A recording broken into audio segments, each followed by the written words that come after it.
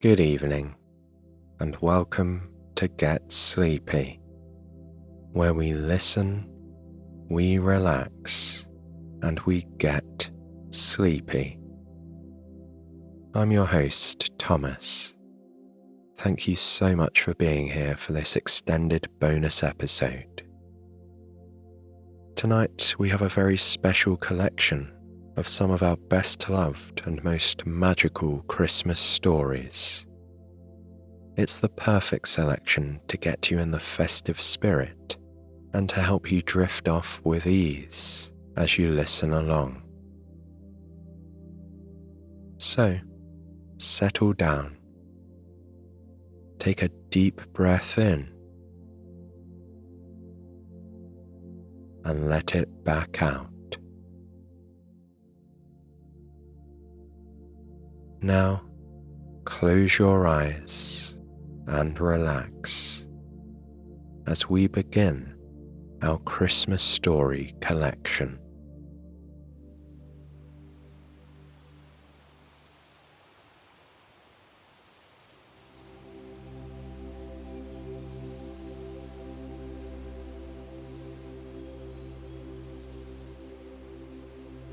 The air is cool as Sophia steps out of the warm car. She's comfortable and cozy though. She's wrapped in the warmth of her winter coat, and the brisk air feels refreshing on her face. A smell of pine trees stirs a sense of anticipation inside her. She's in the woods on the side of a large hill or a small mountain, depending on how you choose to look at it. And she's here in search of a tree, a very special tree. She's here to find her Christmas tree for this year. Before she closes the door to the car, she sets a piece of paper out visibly on the dashboard. It's a permit granting her and her companions the right to cut their own tree in a national forest. The Forest Service gives out a number of these permits to the public every year. This helps sustainably manage the forest. Sophia is grateful for the chance to do this bit of Christmas shopping in the hushed beauty of nature. It also gives her a comfortable feeling of continuity with the past and with tradition. After all, the custom of Christmas trees began with the simple harvesting of a bit of nature to bedeck homes and make them festive. Images of people over the ages bundling up and trundling out into the woods to choose a tree keep her company now. Indulging in this modest holiday tradition makes her feel connected to the past and to the simple practices that have brought people joy in so many places and so many times. The rituals that have lent rhythm and meaning to their seasons and years.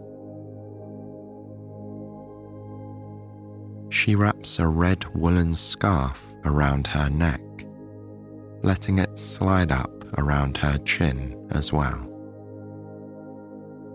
The soft fabric swaddles her neck and nuzzles her face gently. It's made of delicate cashmere wool, a treasured gift that she's cared for diligently and used for many years.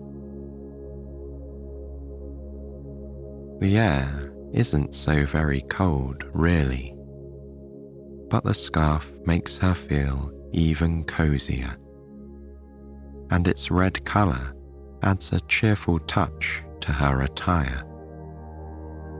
She tucks its ends snugly into her warm coat. A knitted hat completes her preparations.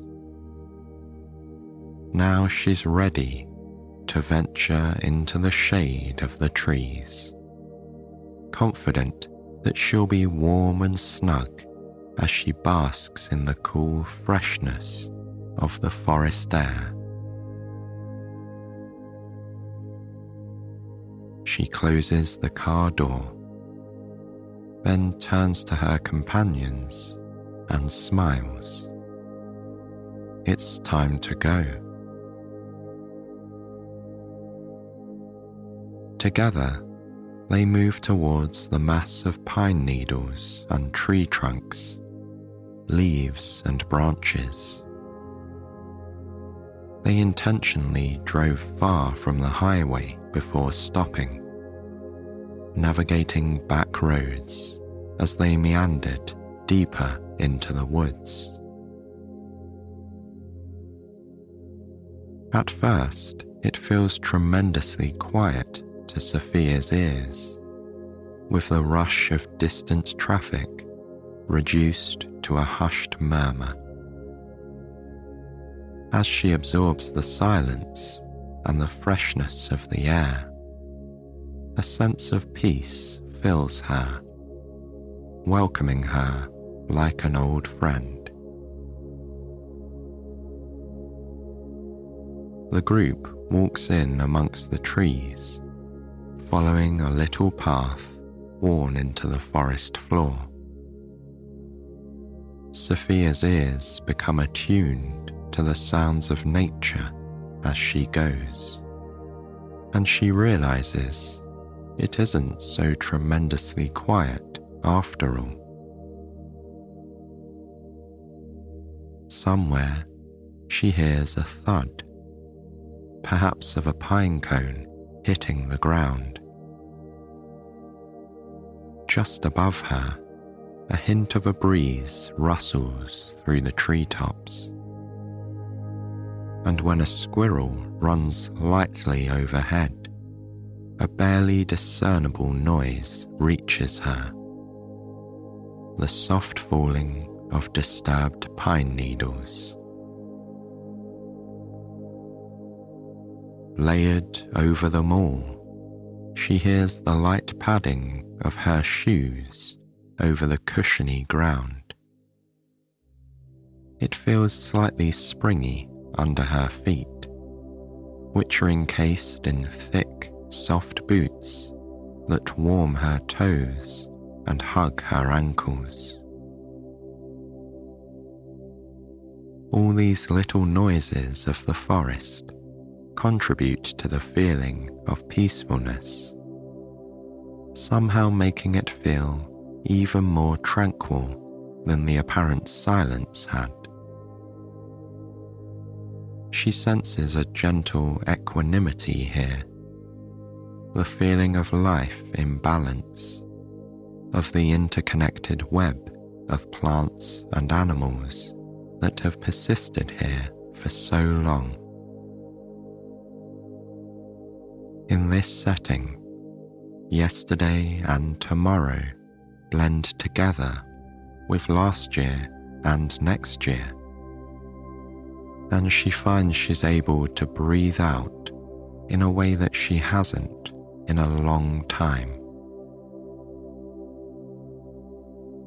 And then this soft exhale causes her to breathe in deeply, filling her lungs with fresh air.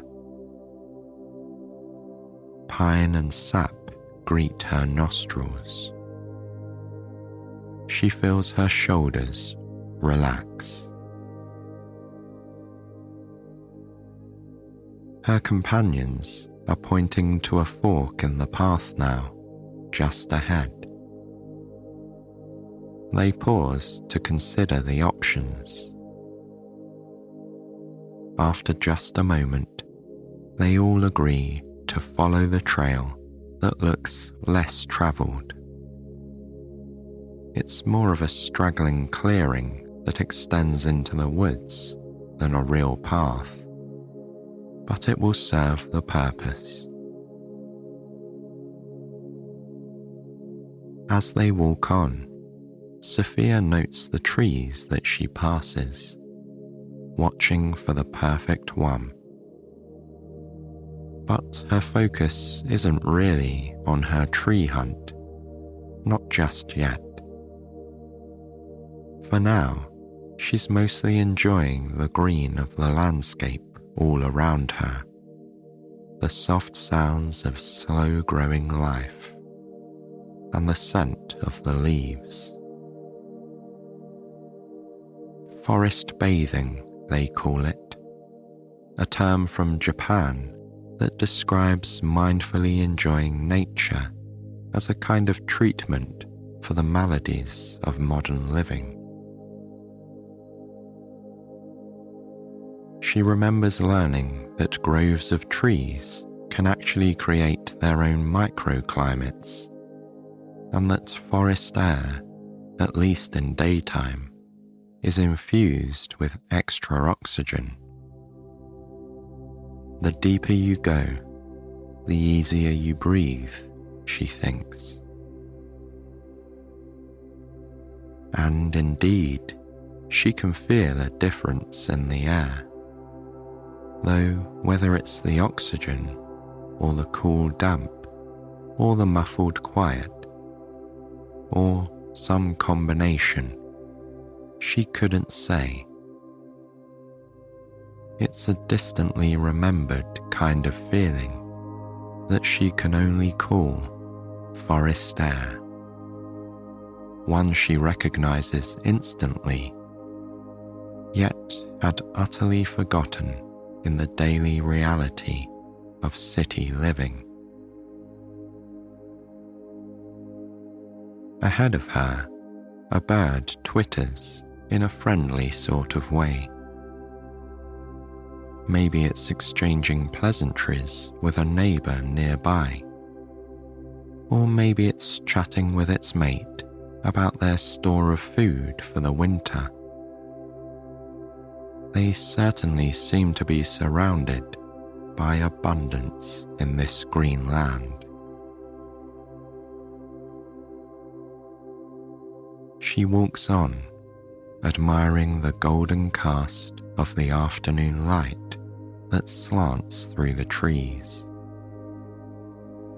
Above her, the winter sun inches sideways across the sky, and the latening hour paints the shadows just a little darker. But this only enhances the beauty of the light, she notes, as the growing shadows heighten the contrast between shade and light, sky and trees. She'd like to paint this scene, she realizes, though she's never been a painter. Perhaps in the new year, she'll give it a try. But no rush. For now, she has the living tableau all around her to enjoy.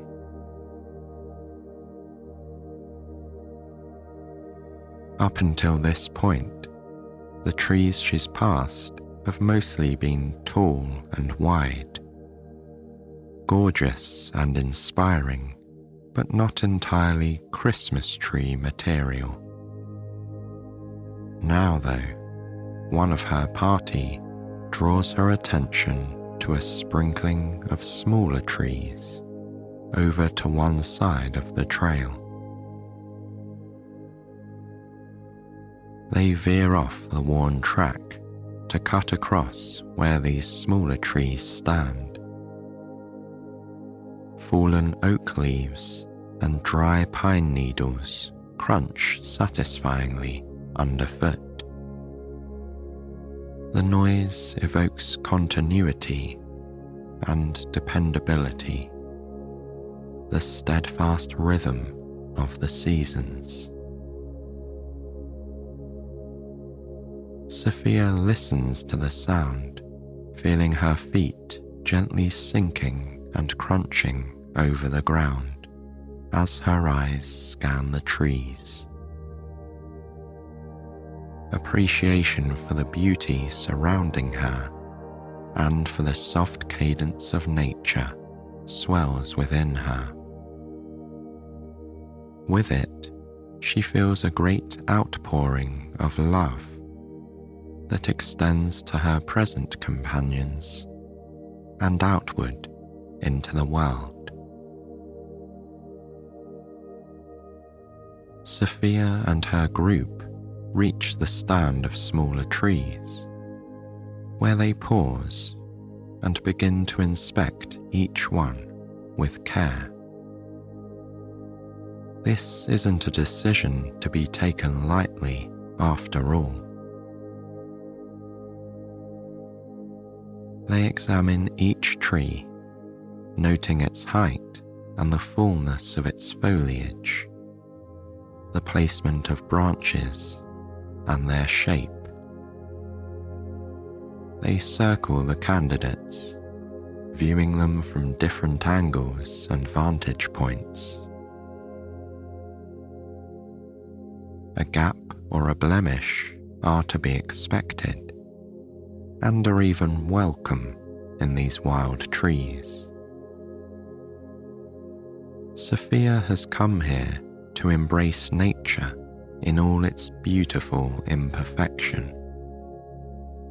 A well-placed ornament or a thoughtful orientation of the tree will smooth over any glaring inconsistencies in its branches or greenery. So, she isn't seeking a perfect tree per se. Rather, she's seeking the perfect tree for her, for this year, for this Christmas. She needs to consider size, how much space it should occupy, and how much it will shelter beneath it. She needs to consider the look she desires and take into account the decorations she'll be weaving amongst its branches.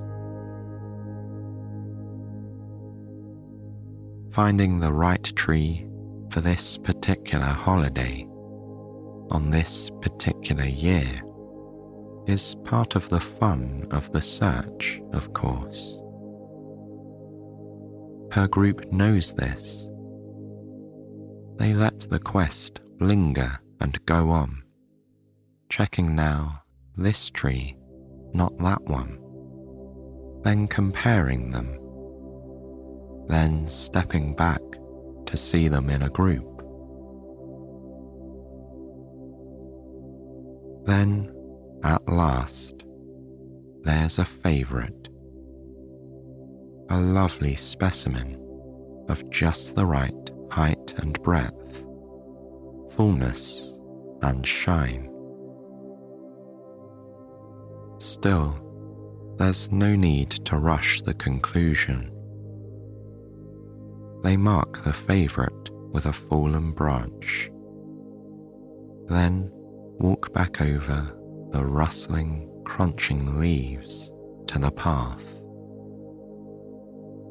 There, they place another fallen branch to signal the spot, so it will be easy to find again.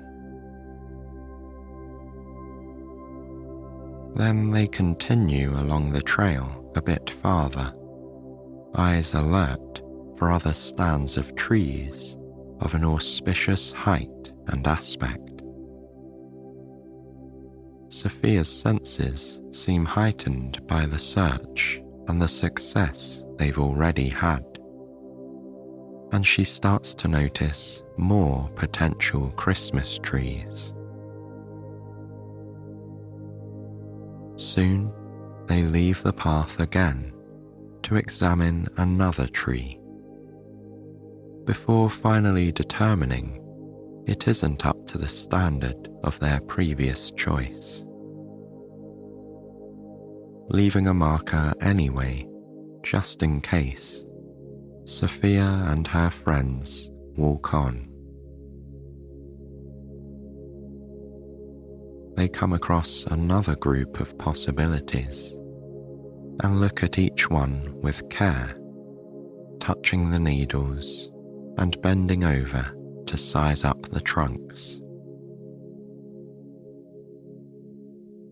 Next to this group of trees, there's a little opening in the woods where the sideways sunlight shines in more fully and thick leaves form a carpet over the forest floor. Together, they decide to choose this spot to stop for a while. Sophia spreads a blanket over the ground and they sit. Opening a small bag, one of the group removes a thermos and some little cups. When the thermos is opened, steam emerges, along with warmth and a scent of rich, sweet chocolate. Her companion begins to pour the hot chocolate. The brisk air cools the steaming liquid as it flows into the cups, leaving it just cool enough to drink, but still warm enough to heat them comfortably from the inside. Sophia lifts her cup to her lips and feels the heat rising. As she sips, she savours the first taste of chocolate and the spreading warmth sliding comfortably down her throat. The taste stirs up a host of memories, which mix companionably with the present moment in her mind. The peacefulness surrounding her, the comfortable camaraderie of this moment, the anticipation of Christmas to come, all of it together makes this moment complete and fulfilling. She lets herself sink into the present as she would sink into a cozy bed.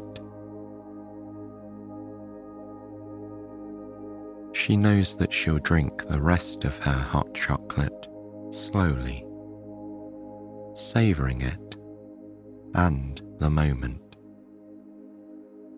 She knows she'll exchange a few pleasant words with her companions, alternating with friendly silence as they enjoy this warm treat together. Then they'll pack up in a leisurely kind of way. In a few moments, they'll wander back to the path and surely return to that first perfect for them tree, the one that all of them really knew they were going to choose all along. They'll carry it back to the car and lay a thick blanket over the car roof. They will strap the tree on top, taking care to check and double check the knots that hold it in place. They'll start their slow and careful drive back along the meandering forest roads, waving to the drivers of other cars with trees tied to their roofs too.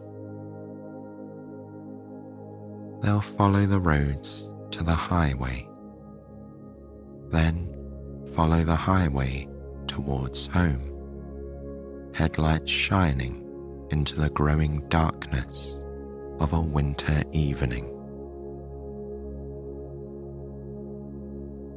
Sophia will take the tree back and welcome it into her own unique corner of the world, her own quirky living space that she appreciates for the shelter it gives her and the home she's made of it.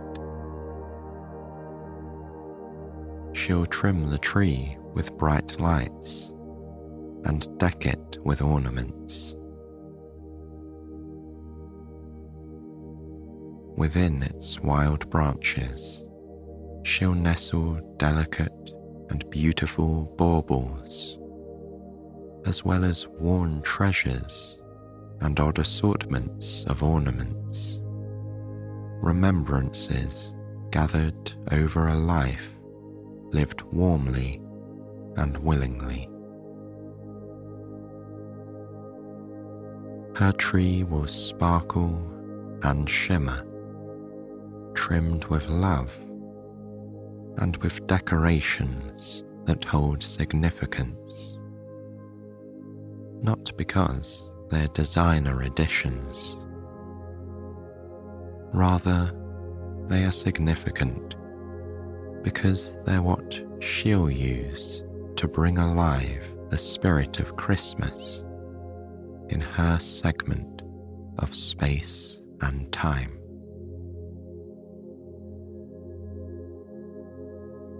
The knowledge of all of this sits within her, encapsulated in the present moment, alongside the past and the future, as she sits in comfort and ease on the soft blanket laid over the cool forest floor.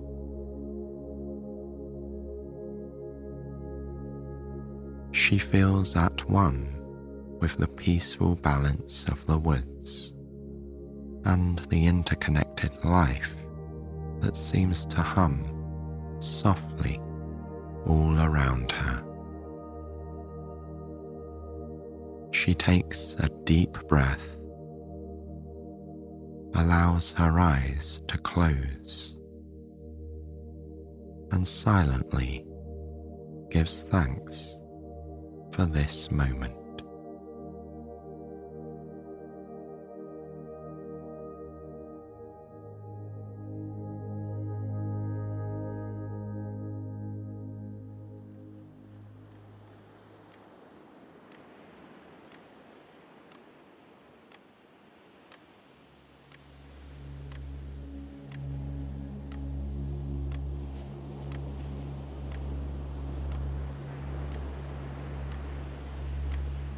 It is mid-December in coastal Maine, and night falls early.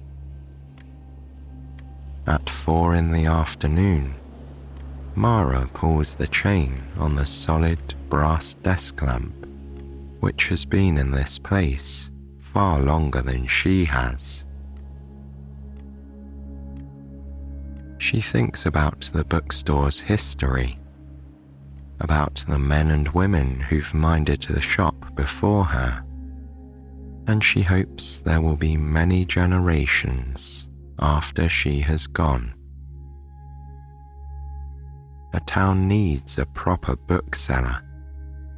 It's more than simply a brick-and-mortar space to buy books.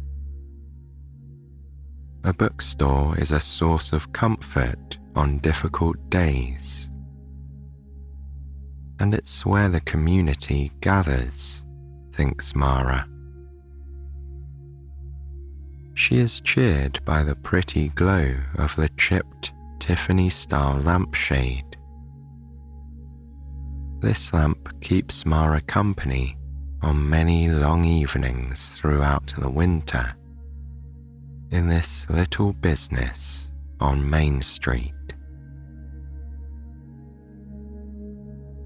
She She is at work in a small town that is actually large enough to support 3 bookstores and 4 coffee shops, as well as 2 museums, numerous art galleries, and a seafood restaurant housed inside an old car ferry docked in the marina.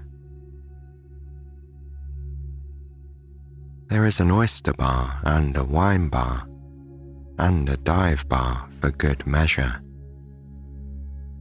There is a fabric shop with whimsical curtains, and a tavern where young people gather on weekends. Mara was not born in this coastal town, but one quite like it a few hours' drive away. The ocean is always home.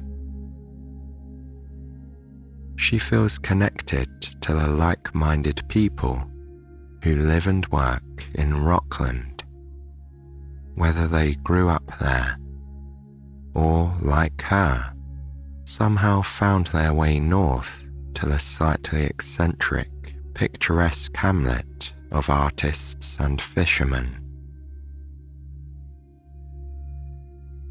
She spent decades searching for that sense of belonging, and she's grateful to have found it in a town in Maine with a real working waterfront and many folks who still make an honest living from the sea. It's a town that welcomes and fosters creativity. Everyone seems to be an artisan, a musician, a writer, or a weaver in their spare time.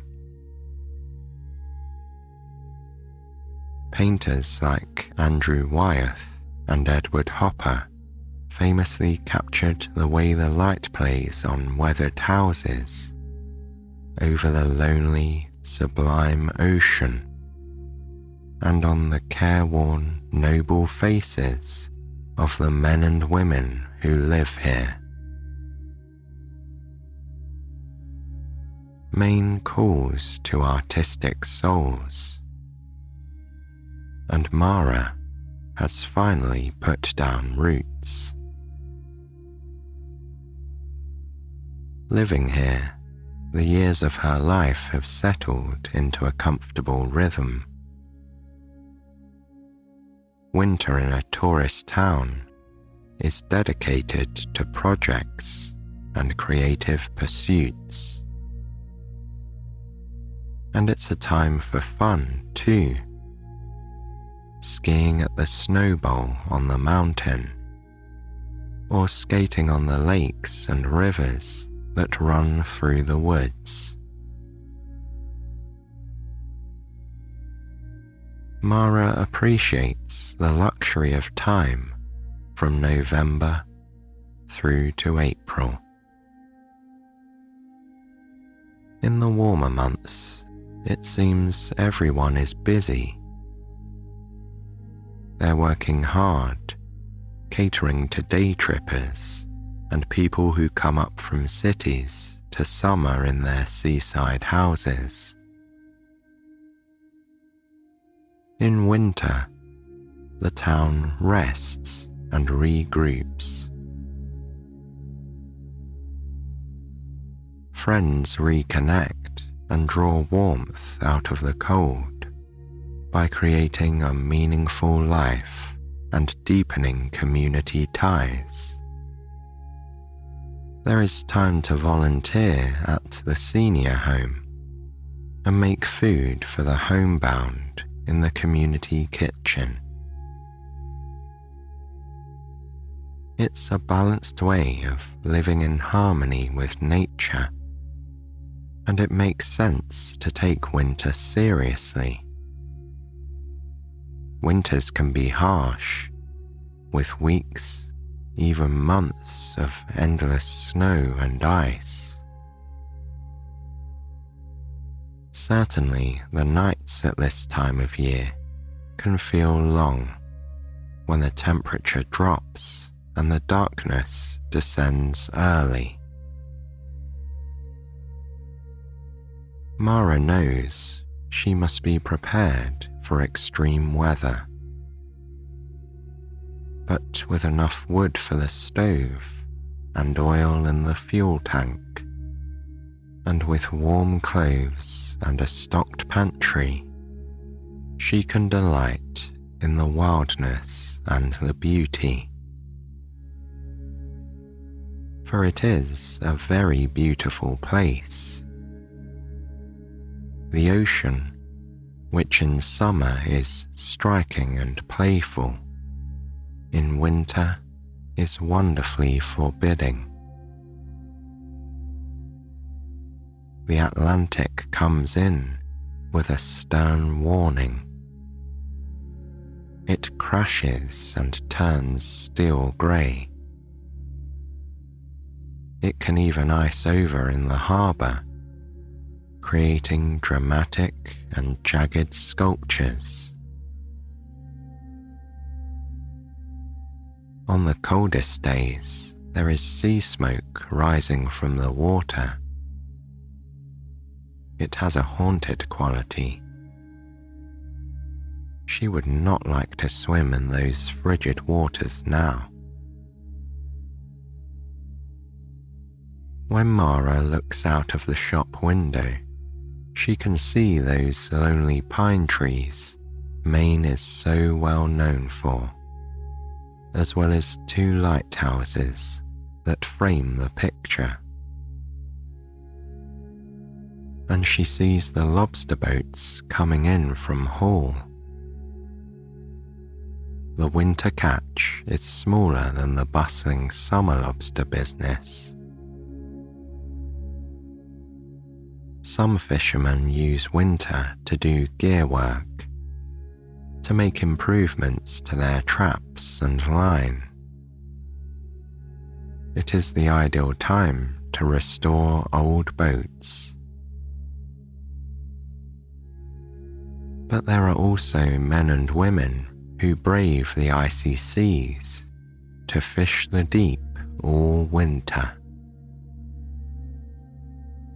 It is such a luxury to have this seafood all to themselves come December, the locals think. Turning away from the window, Mara shifts her attention to her surroundings. She loves the snug rooms and creaky wooden floors of the bookstore, which overlooks the harbour. The radiator clacks and steams.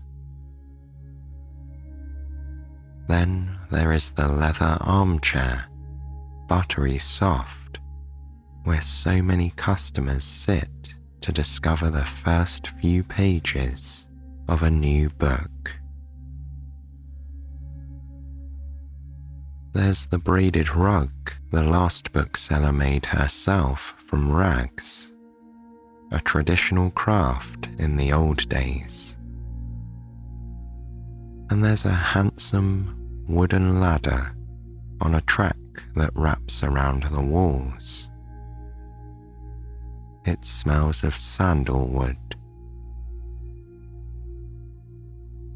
Now that it's the holiday season, there is also the scent of the cinnamon broom and pine from the tabletop tree, which Mara snipped from the woods. The little tree is simply lit with fairy lights, its base wrapped in cream-coloured felt, trimmed in gold. And then there are the books. Mara loves the densely packed shelves and stacks on the floor. No matter how many books sell, there always seems to be more. Many are like old friends. There are customers for all titles and genres. It's so nice how some people will reliably come in every Tuesday for a new release.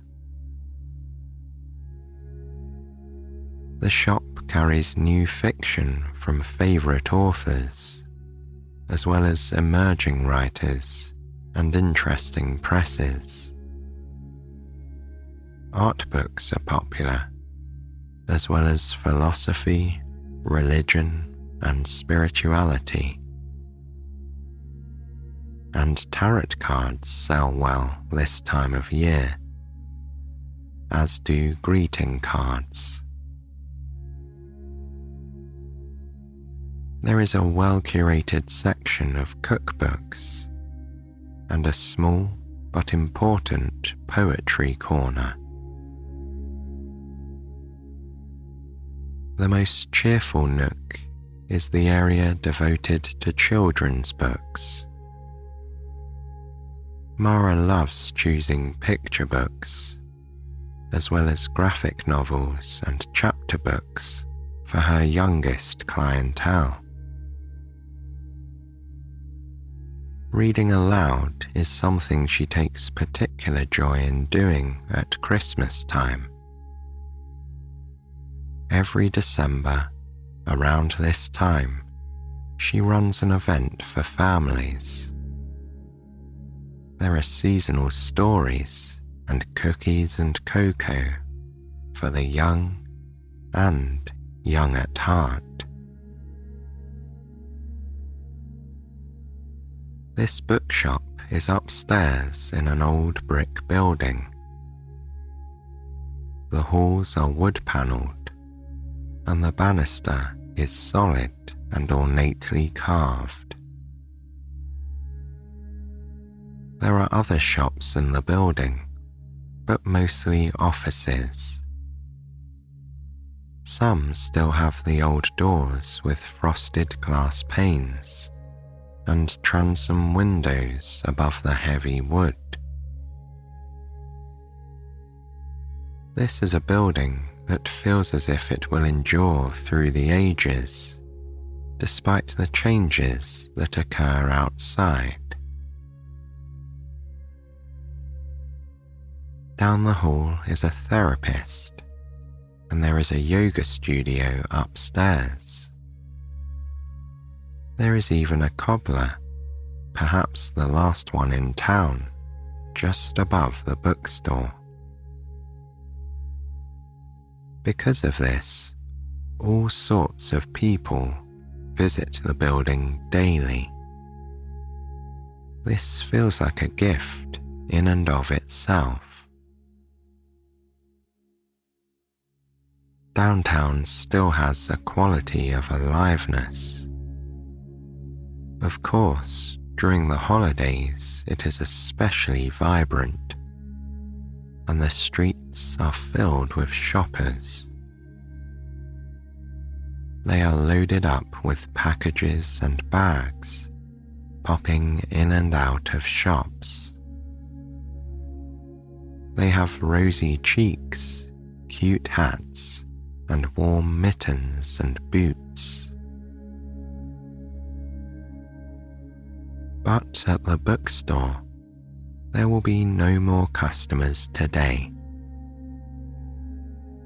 As the clock strikes 5, Mara dutifully turns the sign on the door, so it reads closed to the outside. She marks her place and closes the biography she was reading, then shuts down the computer. She turns off the music and each of the lights. Then she changes out of her ballet slippers and into fleece-lined, tall, waterproof boots. She bundles into her hat, puffer coat, long scarf, and leather gloves, and she walks down the creaking steps and out into the evening. It is cold on the sidewalk, but a beautiful kind of cold. It feels like snow is coming. Boats and buoys are clanging in the harbour. The air smells like good things to eat from the neighbourhood bistros. Steak and garlic, and mussels and wine. Inside the large restaurant windows, couples and groups of friends look content over large dishes of pasta. They are sharing small plates of citrus-scented olives, warm almonds, cheeses and crab dip, and frizzled greens with roasted garlic and bread. Mara starts the car remotely, so it is warm and humming when she opens the door. Tchaikovsky's Nutcracker suite plays through the speakers. The slow ride out of Rockland is spent enjoying the light displays on and around the houses in the neighbourhood and along the rural route. Mara turns left at the neoclassical mansion on the hill, admiring the Widow's Walk and imposing columns. She smiles at the 12-foot-tall wooden cutouts of St. Nicholas and his reindeer, Dasher, Dancer, Prancer, Vixen, Comet, Cupid, Donner, and Blitzen. And yes, there is red-nosed Rudolph, all lit up, as well as cartoonish elves carrying enormous presents. There is a spotlight on the grand white building, and enormous wreaths are hung over every door and window.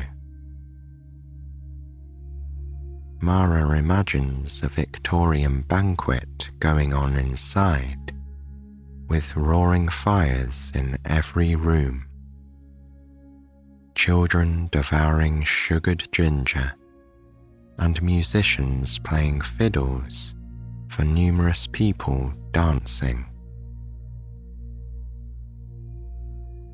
Route 131 is a gentle, rural road with sweeping vistas down the hayfields, all the way to the tidal river. In autumn, pumpkins are grown in those fields, and soon, when there is a proper covering of snow, families will sled on the soft powder. And when it is once again summer, there will be a fireworks display for the 4th of July over the water. The entire town will gather in the event barn for lobster and strawberry pie. Every season is celebrated here in this bucolic corner of the world. The drive is pleasant and so pretty, with handsome decorations on almost every house. There are coloured lights in the bushes, icicle lights hanging from eaves, and soon there is the sturdy sign for Tennant's Harbour. Mara crosses the border and sighs happily, even more relaxed and ready to be home. Finally, she arrives. How pretty and warm my house looks, she thinks. Mara loves her small cottage in between the forest and the sea. The simple wreath hanging on the front door is fragrant and locally grown. The decoration was made by the neighbours, a retired couple. They are of Finnish descent and built a sauna behind their house. It's so delightful to see them laughing, running like children from the snug cedar building to plunge into the freezing cove. Mara is pleased she left the porch lights on. It's a wide and welcoming wraparound porch with twinkling fairy lights and tin stars strung from above. Near the door, there's a stack of decorative presents wrapped in brown paper with rich-looking ribbon. Abundant evergreen garlands are draped over every window. The brass keyring with the charms and medallions is easy to find in her bag. Mara puts her silver key in the lock, and it opens with a satisfying click. When she crosses the threshold, she is struck by how cozy it is inside and how good it feels to be in one's own sweet home. Sitting on the upholstered bench, Mara removes her heavy boots and thick woolen socks, lining them up neatly on the mat. Then she exhales from her belly with a sense of contentment and delight.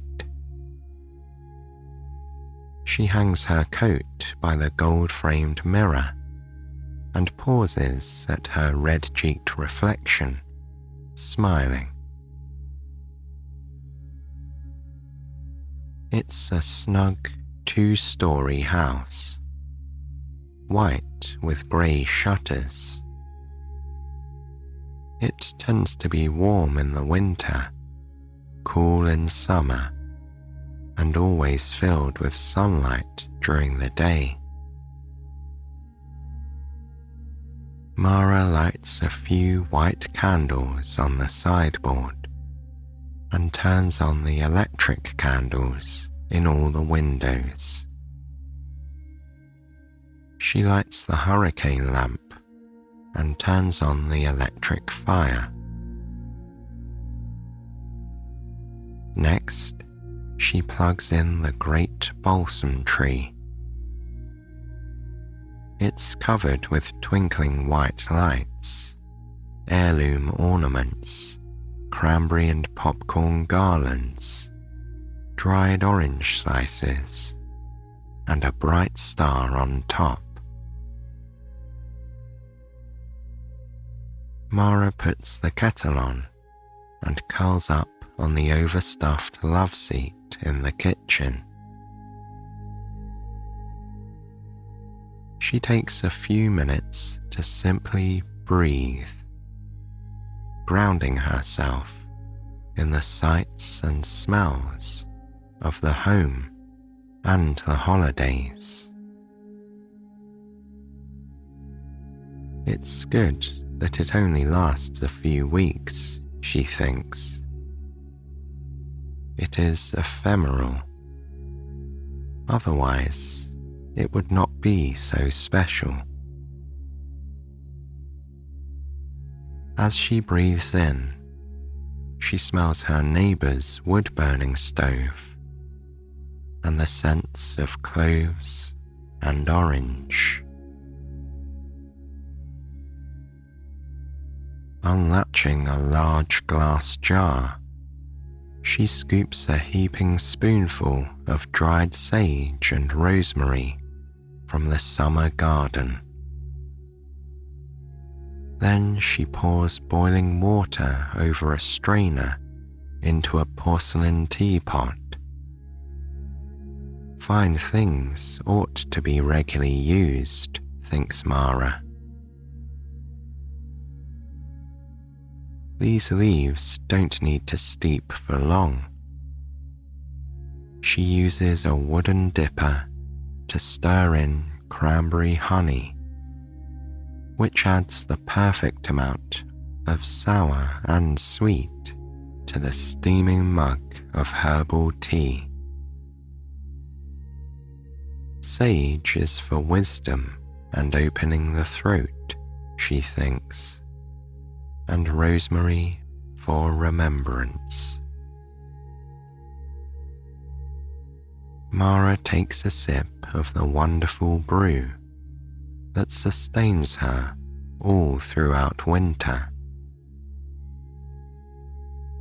For a moment, she is reminded of summer. She feels the sun on her face and dirt under her nails, and smells the fertile earth. She planted the sage at midsummer, outside in the garden, at this very hour, barefoot in the heat. How amazing to be alive on this earth with its seasons, and to get to experience each one so deeply. Mara has an entire hour stretching before her to putter around the house, to meditate, read, water the plants, listen to music, weave or play guitar, or simply sit by the tree. She likes to look closely at each ornament and recall where it came from, where she was and how she felt when she bought or acquired it.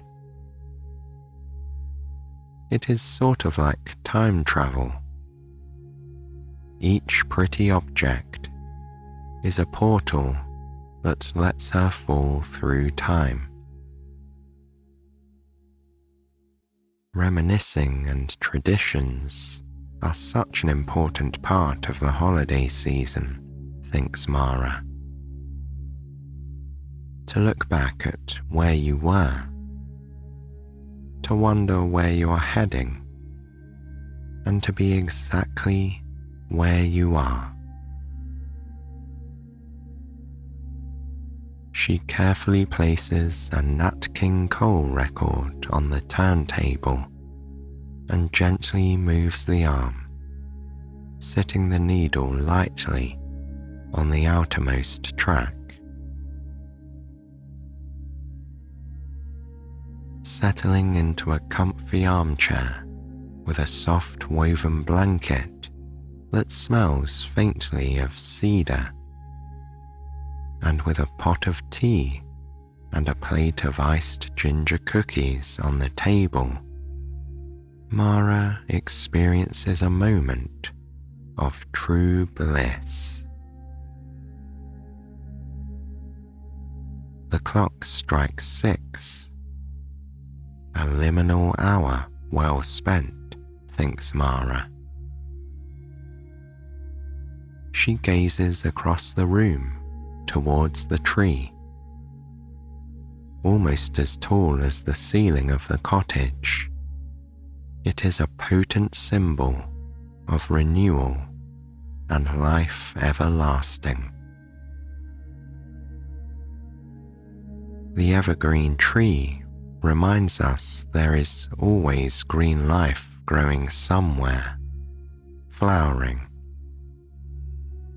It holds the knowledge, the promise, the certainty that spring will come again. After the winter solstice, the light will indeed begin its return. Days will slowly grow longer. Even at the darkest time, there is cause for hope.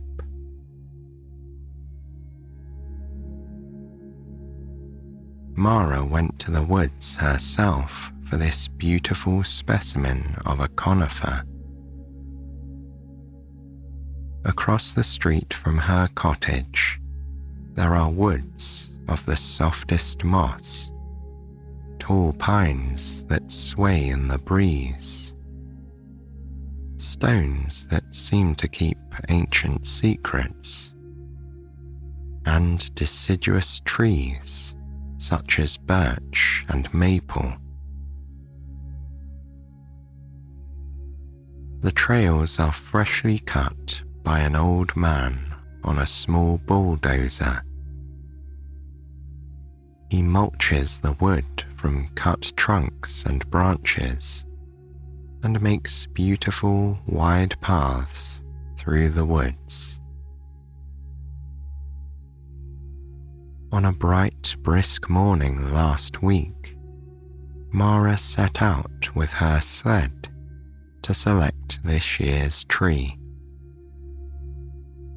She walked through the clearing, past the stream, past the tree that was good for climbing, and the tree with a low branch where the children liked to swing.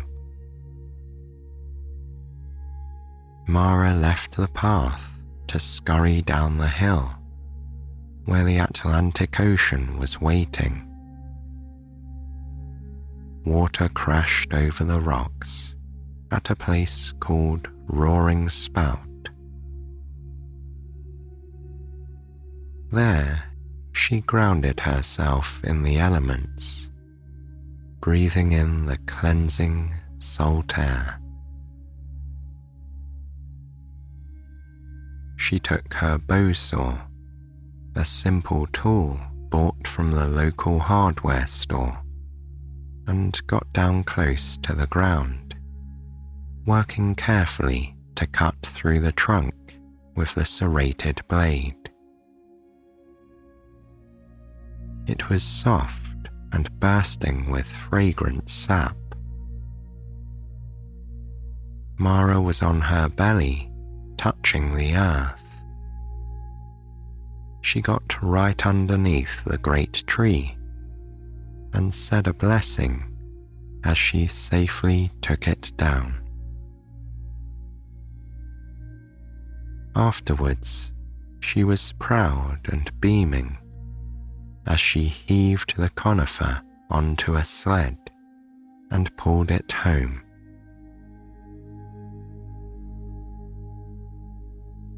Back in the present moment, Mara looks at the clock above the sink and sees it is time to go. She almost forgot about tonight's event, a favourite annual tradition. She adds a layer of long johns and another sweater, as well as thick woolen socks and a matching scarf purchased from the open-air Christmas market. Then she packs a jar of homemade marshmallows dipped in graham cracker crumbs and a thermos of hot cocoa, which makes a perfect, drinkable s'more. She is meeting friends for a nature walk on a trail not far from home. This wintry outing is based on a children's book by Eve Bunting called the night tree, and it entails bringing all sorts of organic food. Pine cones coated with peanut butter, apple slices, popcorn, seeds and nuts, and even oatmeal cookies. Mara and her friends hang the food on a tree for the woodland animals to enjoy during the darkest part of the year. It is a simple and inclusive holiday ritual. Sometimes the group spontaneously breaks into song, or one person speaks a prayer or poem. Mary Oliver is a perennial favourite. No matter what transpires, it is a wondrous night, full of magic and meaning. Mara drives slowly, enjoying the Christmas classics on the radio, the silly and the sacred. She arrives at the meeting point in just a few minutes. She sees many familiar faces, still recognizable, all bundled up. Some friends have opened up their car tailgates and are breaking out thermoses of coffee and tea. Some have brought sandwiches wrapped in wax paper, spiced cookies with white icing, and orange and cranberry cakes to share. Others have instruments. Mara loves the sound of a fiddle and guitar under the stars. This is a merry group of old friends and new, young and elderly, and everything in between. There are children with grandparents, multiple generations out for a happy gathering. Some folks carry baskets on their backs in order to collect firewood, pine cones, or other treasures from the walk. They are high on a hill in a field and must walk through a meadow into another copse in order to find the right tree. Carrying torches and lanterns, they stay together, laughing and calling out into the night. Each of Mara's friends has brought something special. Ben from England always makes his own version of twiglets, a sort of pretzel rod made from spent grains. They have a distinctive and homey bakery taste. Ben also brews beer and presses apples for cider at his farm. He makes jam from blueberries that grow wild on his property and apple butter from his orchard. Aura is a cheesemaker, and she brings rounds of silken camembert and wedges of peppery blue cheese. Jacob is a luthier, and he brings his best fiddle to play, while his wife builds a great bonfire. Mary plays her ukulele, and Alden plays a Celtic drum called a bowron. Ashby's family is Wabanaki and has a cranberry bog. She brings small canvas bags of gorgeous cranberries as presents for everyone. Andrew forages for acorns and grinds them into flour, which make the most wonderful pancakes. He also taps maples in spring and boils the sap into amber syrup in his hand-built sugar shack. The bottles are beautiful, and the syrup is wonderful on pancakes, in coffee, or even over fresh snow. There is so much heritage and hard work represented in this diverse group of people. The spirit is generous, and all sentient beings are looked after. Mara thinks of the deer, the foxes, the raccoons, and the pine martens that track through this wood, as well as all the birds flitting over the trees. She hopes they are all well fed and ready for deepest winter. It's a simple thing, Mara thinks, to care for one another. It isn't hard to do, but we must remember. It is important to pay attention and carve out time.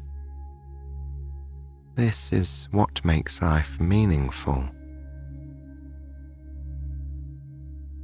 Mara feels blessed to be able to do this. She walks purposefully, crunching over the barely frosted grass. The friends make their way into a thicket of not-so-tall pines. They pull out their offerings from their bags.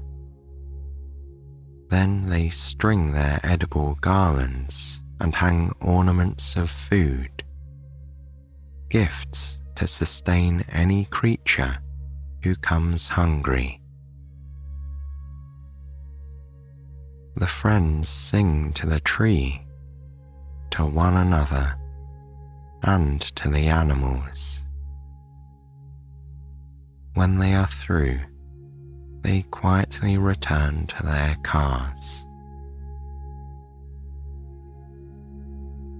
After the revelry, before it gets very late, it is finally time to head home for the night.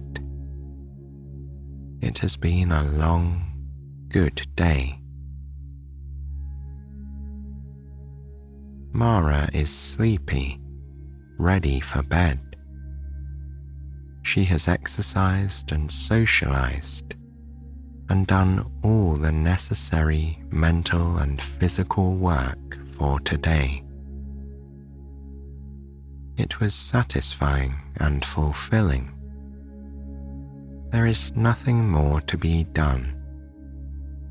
Now she can rest. Mara feels tired in her muscles and bones. On the car ride home, she feels the seat warming her thighs and back.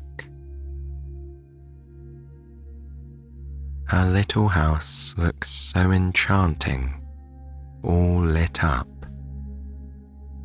She says a quiet word of thanks and goes up the path into her cottage, counting stars up above. She makes a wish, and she vows to learn their names and constellations better in the new year. Inside, she turns off all the lights, but for the one over the stove. A private ritual she savours every night.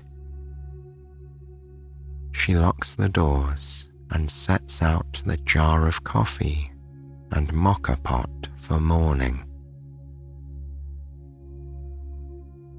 Then she pads up the carpeted stairs in bare feet.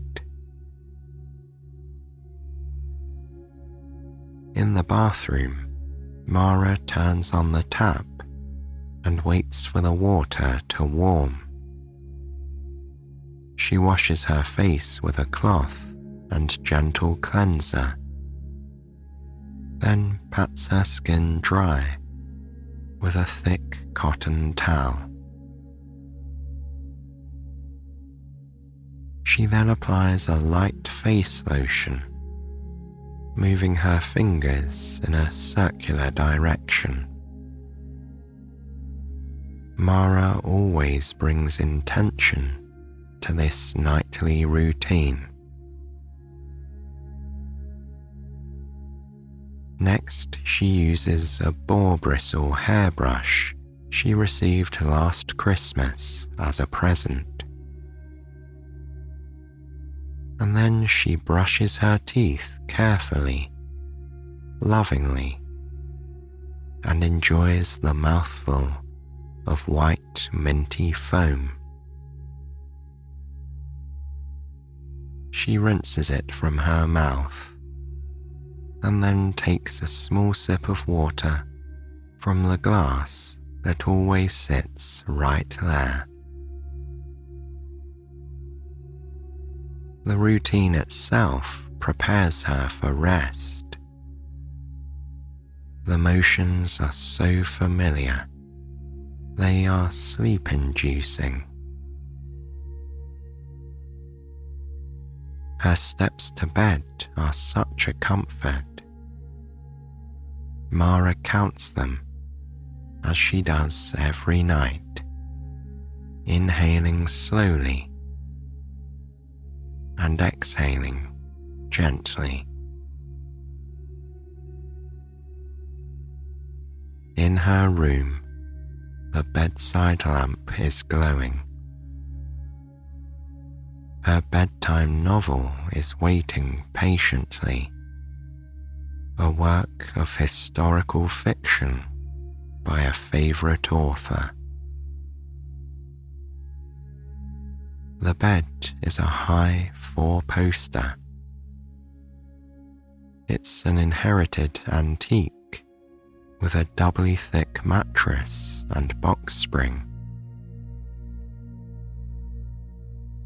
The duvet is snow white, as are the linen sheets, perfectly washed and worn in.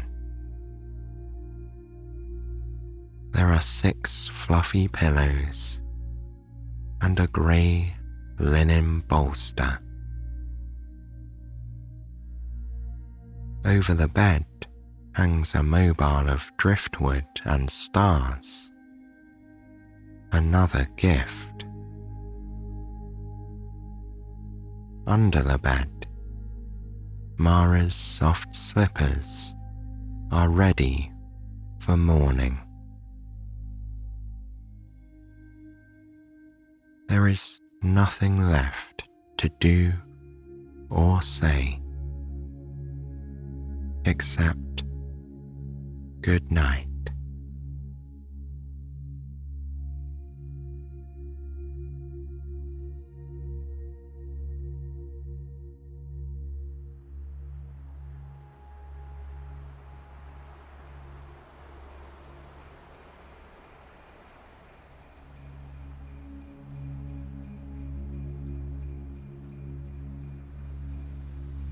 Ellie couldn't wait to spend the evening visiting her great-auntie Jane. As she walked down the tree-lined avenue of the city street, a few snowflakes blew past her. The temperatures were frosty today. It was the perfect weather for spending the night in her aunt's cozy apartment, catching up over a hot mug of cocoa. This annual holiday visit was a much-loved tradition for both Ellie and Jane. After a lovely evening by the fire, Ellie would sleep over in her auntie's spare room. Then she would have a festive holiday breakfast with Jane in the morning. She wouldn't miss it for the world and looked forward to it every year. Ellie pulled her scarf up over her nose as the gusty December winds met her head-on.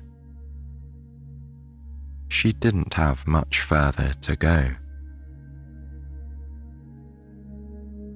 Her auntie's grand old apartment building rose up ahead on the corner. It was 10 stories tall and flaunted the grand style of yesteryear. Elaborate masonry decorated the exterior with elegant details. Spaced evenly along the sidewalks of the avenue, massive old trees spread their boughs to the sky. Approaching this corner where Jane lived always gave Ellie the feeling she had travelled back in time. Climbing the short, wide steps to the entryway of the building, Ellie pushed inside. As she opened the door, the wind ushered in a few lingering fallen leaves in a swirling cyclone.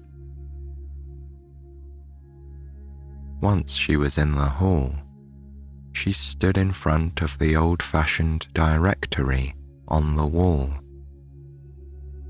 All the names of all the tenants were posted next to fancy doorbells.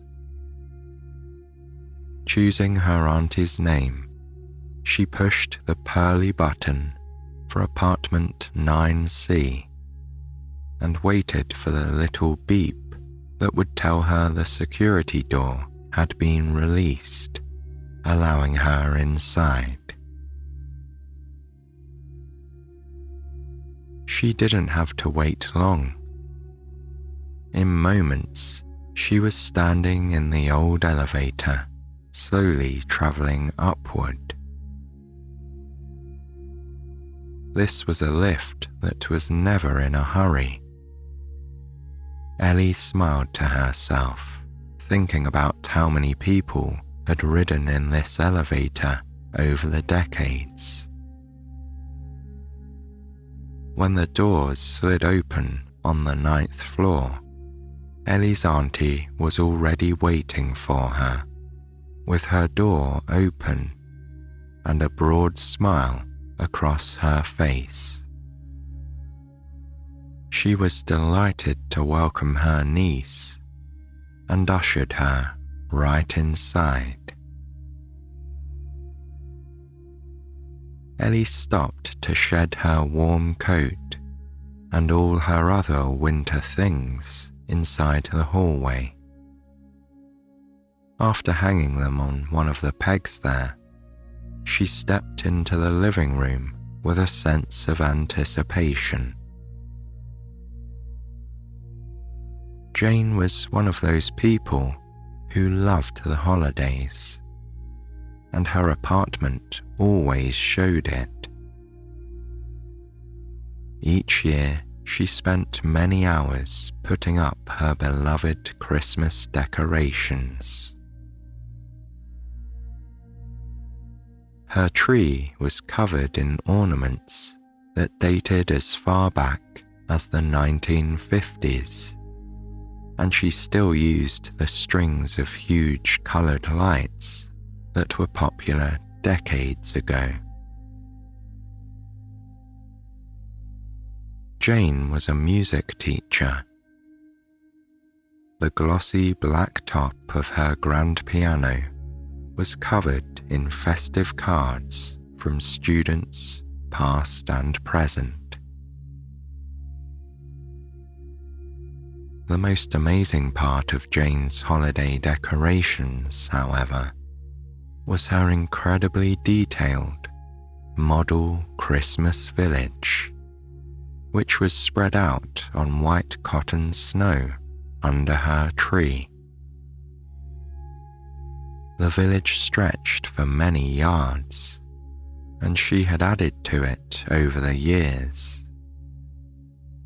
Every house, car, and figurine was part of an elaborate story in this magical model village, and Jane delighted in telling the tale to any children who came to visit.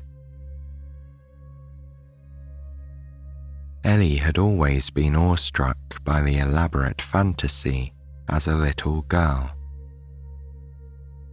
She had grown up thinking of the Christmas village as one of the best stories of her holiday. As they got situated on the comfy sofa, Ellie found herself wondering what had been added to the village this year. As she and her Auntie Jane chatted about their latest news and shared some stories, Ellie found herself gazing at the cozy-looking scene with so many pieces she knew by heart. There was the train station, where travellers stood eternally poised for arrival or departure. And over there was the high street of town, where busy villagers shopped, visited the post office, and exchanged greetings on the snowy pavements. Slightly set back from the street was the village green and the sledding hill, where a Christmas tree sparkled and two little figures skated on the frozen pond. Here and there, making little trips, were antique cars and trucks, some containing tiny wrapped presents. Ellie couldn't resist this fairy tale hamlet. Ever since she was a child, it had made her feel transported to a magical place. Auntie Jane brought her a cup of hot chocolate, complete with 2 big marshmallows. Setting it down next to a plate of cookies, she followed Ellie's gaze to the village. With a sparkle in her eye, she offered to show her the latest addition to the town. Ellie happily knelt down next to the village and challenged herself to spot the new building. It took a few moments, but she found it. She declared triumphantly that it was the sweet shop. Jane clapped her hands approvingly and settled back in a nearby armchair, while Ellie continued to eagerly survey the cottony landscape under the tree. The sweet shop was now the last store at the end of the high street, at the opposite end from the train station and the village green. A small figure of a woman stood outside with an even tinier figure of a child next to her. They were looking at the windows as if discussing what they would buy. Ellie's eye travelled down the street to the general store. She knew the little boy named Danny and his dog Buddy would be outside, peeking in the window.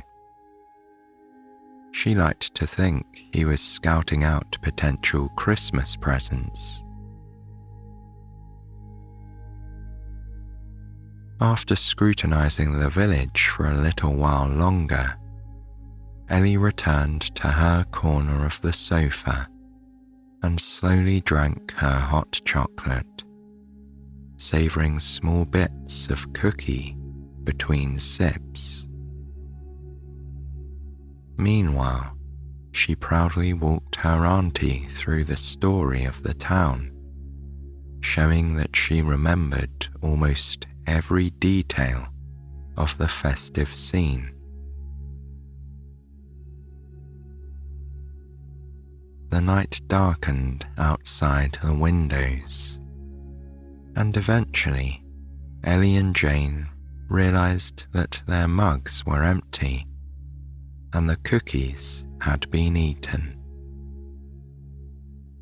Soon, they both found themselves politely yawning at the same time and laughed. It was time to turn in for the night. Ellie made her way down the narrow hall to the snug little guest bedroom, which she'd slept in many times. A queen-sized white iron bed filled most of the room, with an antique oak dresser.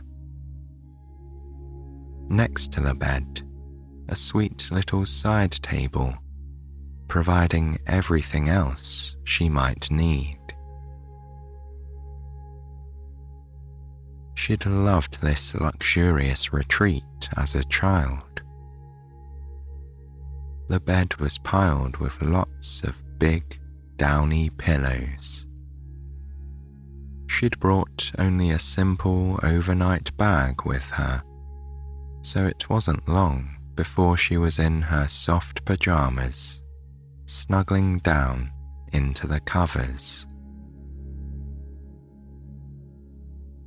As she rested her cheek on the crisp, cool white pillowcase, Ellie watched the snowflakes swirling around the window pane, lit by the tall streetlights from below. The motion of the snow was mesmerizing. It made her think of scenes from a ballet, as if 100 little dancers spun in frothy tutus. Without even realizing it, she dozed off to the light sound of the snow pattering against the glass.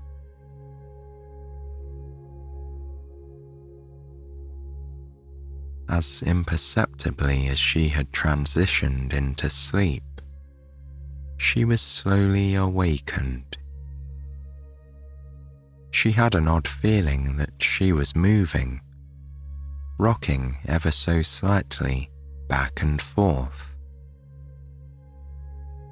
Then she realized she was hearing a tick-tock, tick-tock in the background.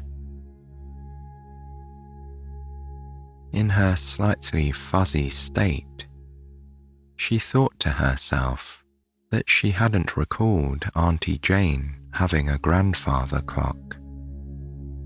Then, more clearly, that her aunt certainly didn't have a grandfather clock.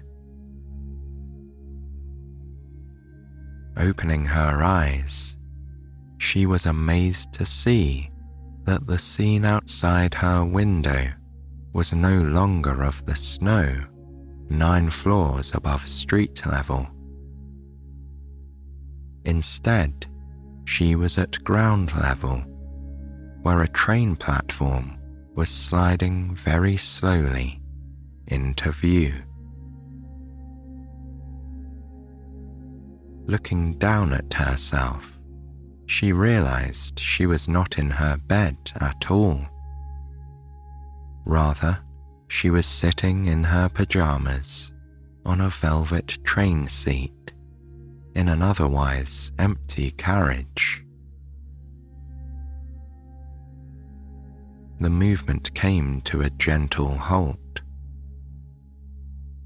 Surveying her surroundings in disbelief, Ellie looked at her hands and then touched them to the window.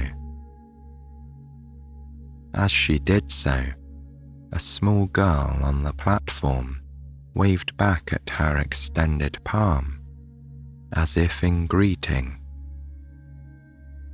Not only could Ellie see the platform, but the people on the platform could see her. Just then, the door to the carriage slid open to reveal a conductor. He was wearing spectacles and had his cap at a stylish angle. "This is your stop, ma'am," he said cheerfully. Still confused, Ellie asked what stop that might be. "Well, it's Holiday Haven, of course," he responded with a grin. Rising from her seat, Ellie looked around her. There was no luggage at all in the compartment. The conductor seemed to note her concern. "Don't worry, you won't need any luggage. Everything you could want is here." Then, tipping his hat politely, he disappeared down the carriage. Walking barefoot down the length of the carriage, Ellie reached the end and peered out onto the platform. A few people stood in small clusters here and there, happily chatting. Some had luggage, and others seemed to be meeting travellers or dropping them off. The little girl who had waved to Ellie was enthusiastically talking to the station attendant. He seemed enormously entertained by whatever she was saying. Stepping onto the concrete platform, Ellie was surprised to find that her bare feet didn't even feel cold. Strangely, everyone here was dressed warmly in old-fashioned cloaks and coats with hats and mufflers, but all Ellie felt was an invigorating freshness, the kind you smell in the air when fresh snow is coming. She wasn't the least bit chilly. As she tentatively walked across the platform, a few people nodded at her with a smile. Nobody seemed to think her pajamas seemed at all out of place. This filled Ellie with a sense of adventure. She had a feeling she knew what she would see when she exited the train station. It was all rather familiar. Emerging into the street, she saw that she was correct. Looking left and right, she could identify every shop. Old-fashioned cars occasionally drove by, although not so many as to outnumber the pedestrians. She turned right and walked down the street, peeking into the festive shop windows, which were decorated for the Christmas season. The bakery was her first stop. Able to see into the window for the first time in her life, she saw that it was more marvelous than she could have imagined. The centerpiece of the display was a luscious cake that stood 3 layers high.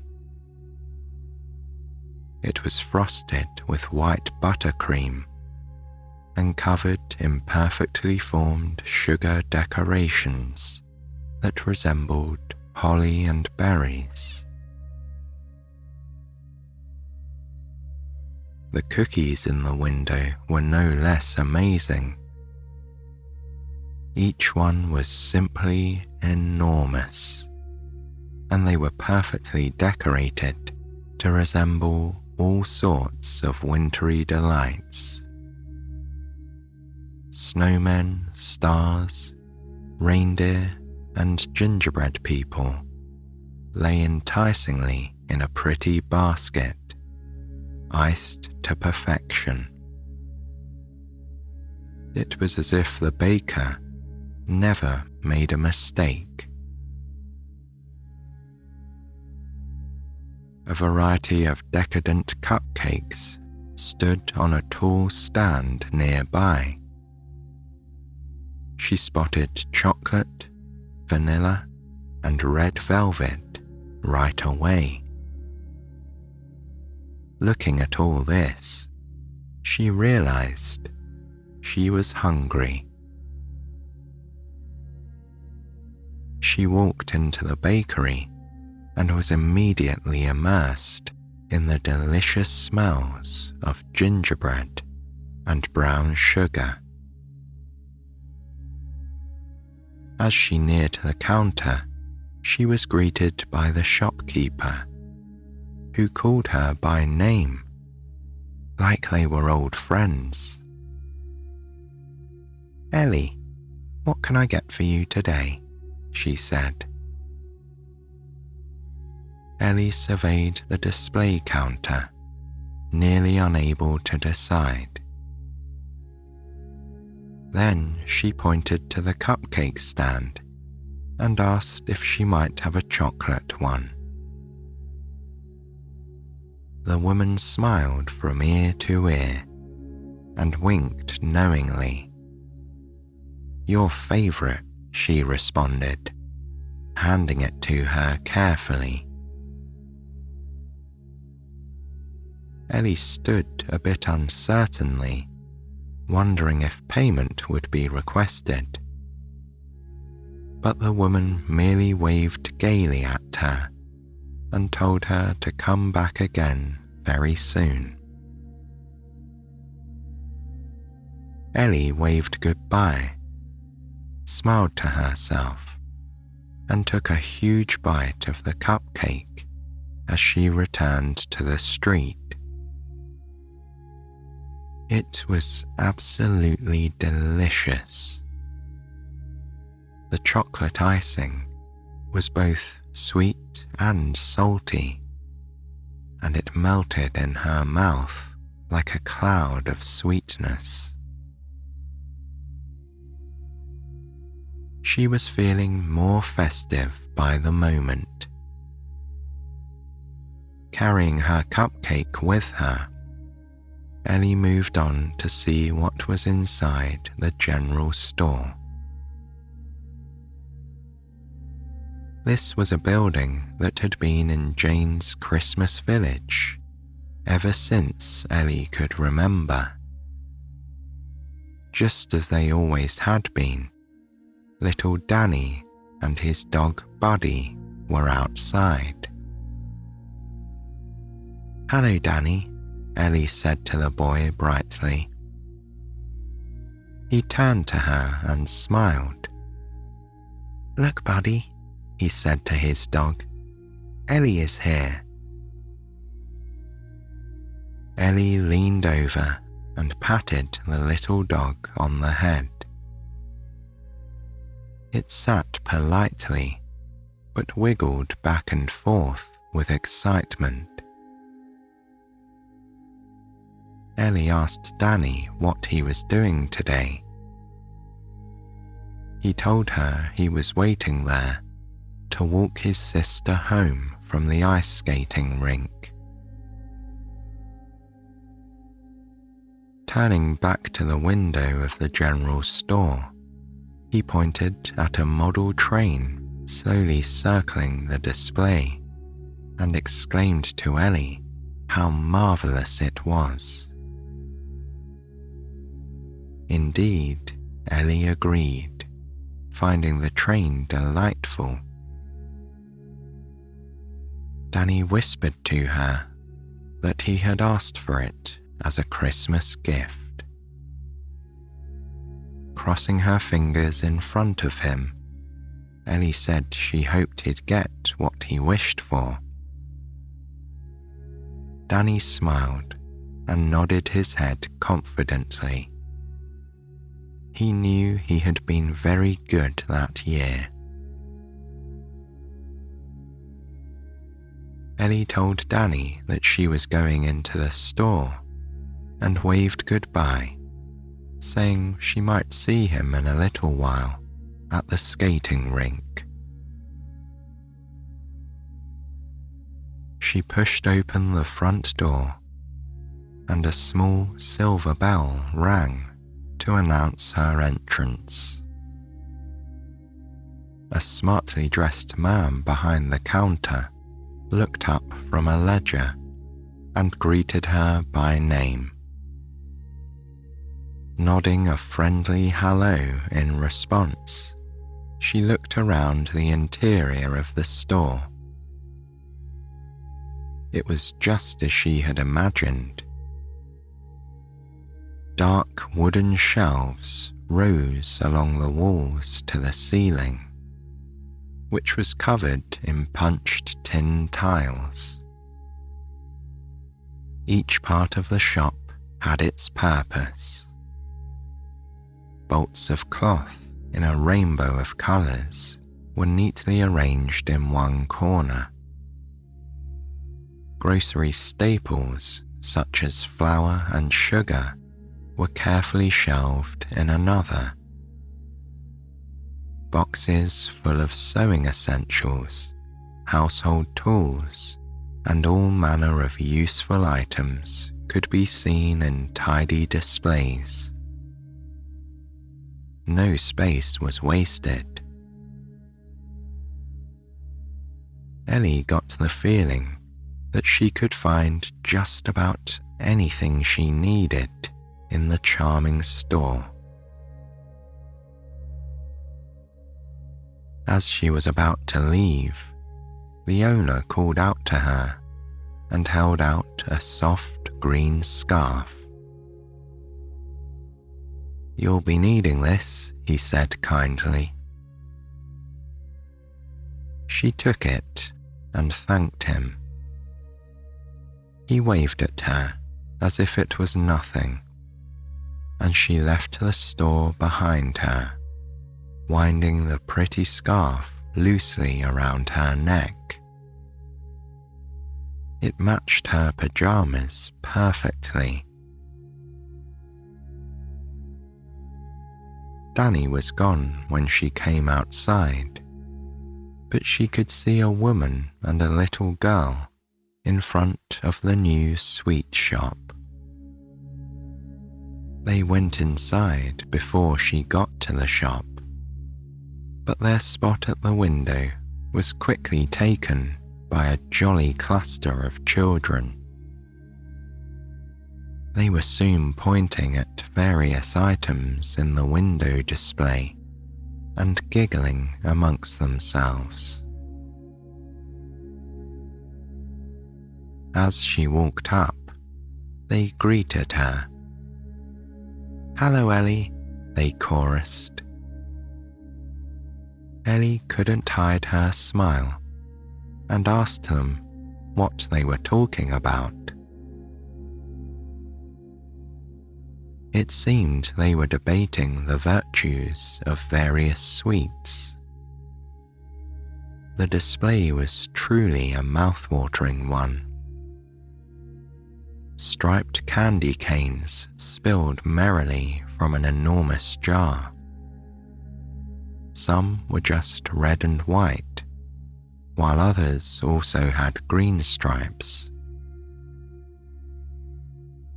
Large glass containers also featured pretty wrapped lollipops. Just looking at them, Ellie was fairly sure she could identify butterscotch and peppermints. Others appeared to be fruity flavors, glistening from their jars in ruby red, emerald green, and royal purple. A large bowl of gumdrops appeared too lovely to eat. Each sweet was perfectly formed and dusted uniformly with pearly sugar. Standing on their own were several chocolate Santas of various sizes, wrapped in colourful foil. Ellie went into the shop, leaving the gaggle of children outside. A motherly woman in an apron greeted her and asked what she would like. Ellie requested a bag of gumdrops, and the lady happily complied.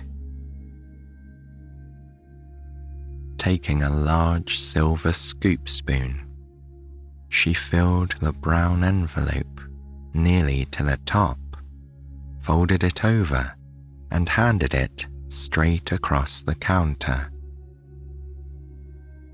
Ellie thanked her, and she nodded, saying, "Of course, Merry Christmas."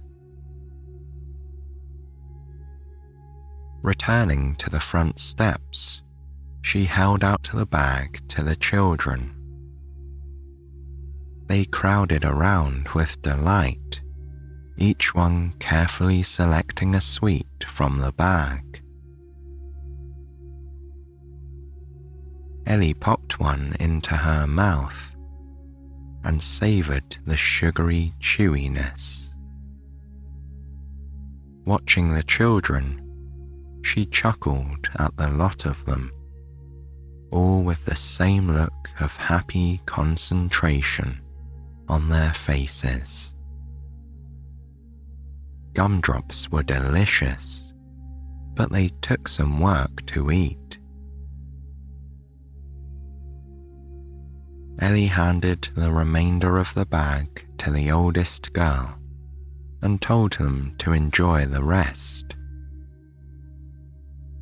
Bobbing their knitted hats up and down in thanks, the children turned and moved down the street towards the village green, dipping into the bag and chattering amongst themselves as they went.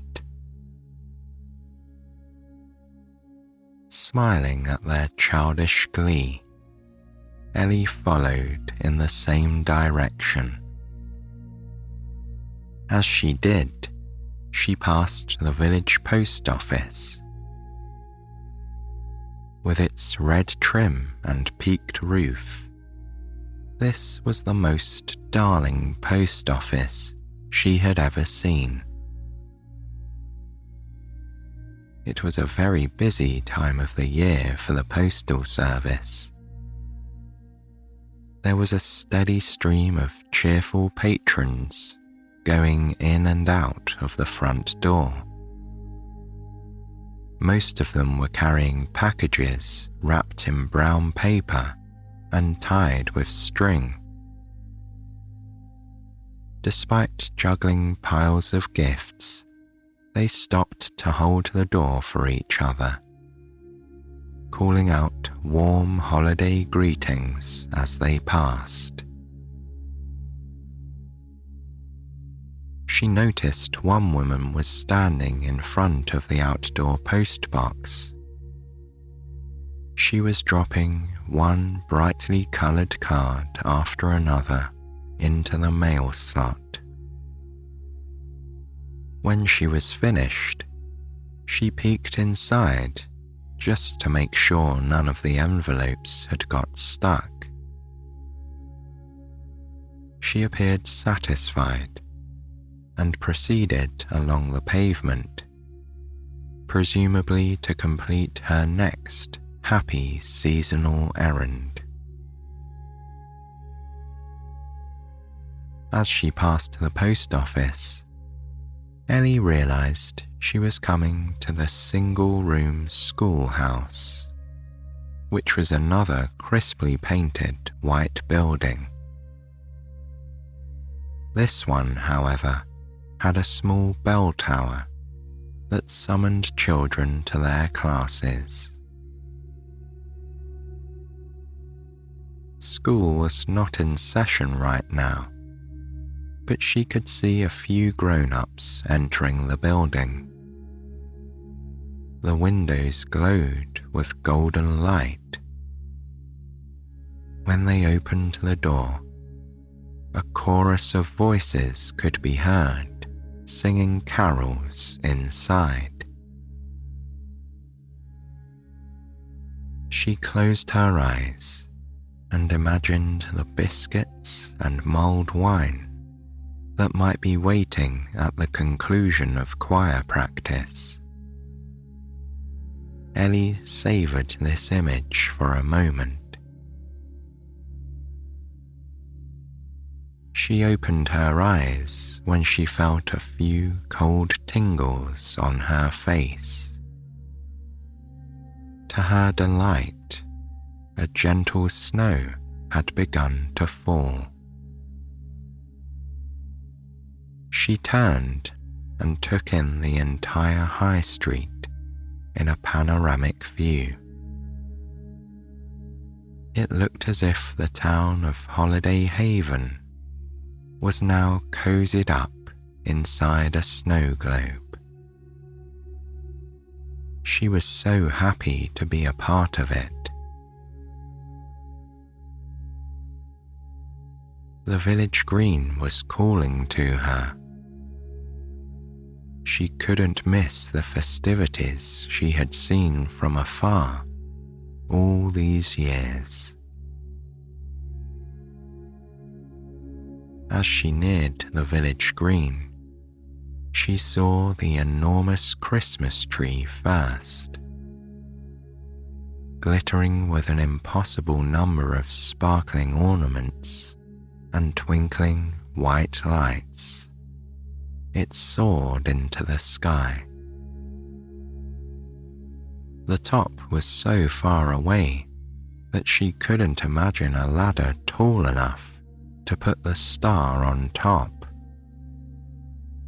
However, in Holiday Haven, this obviously was no obstacle.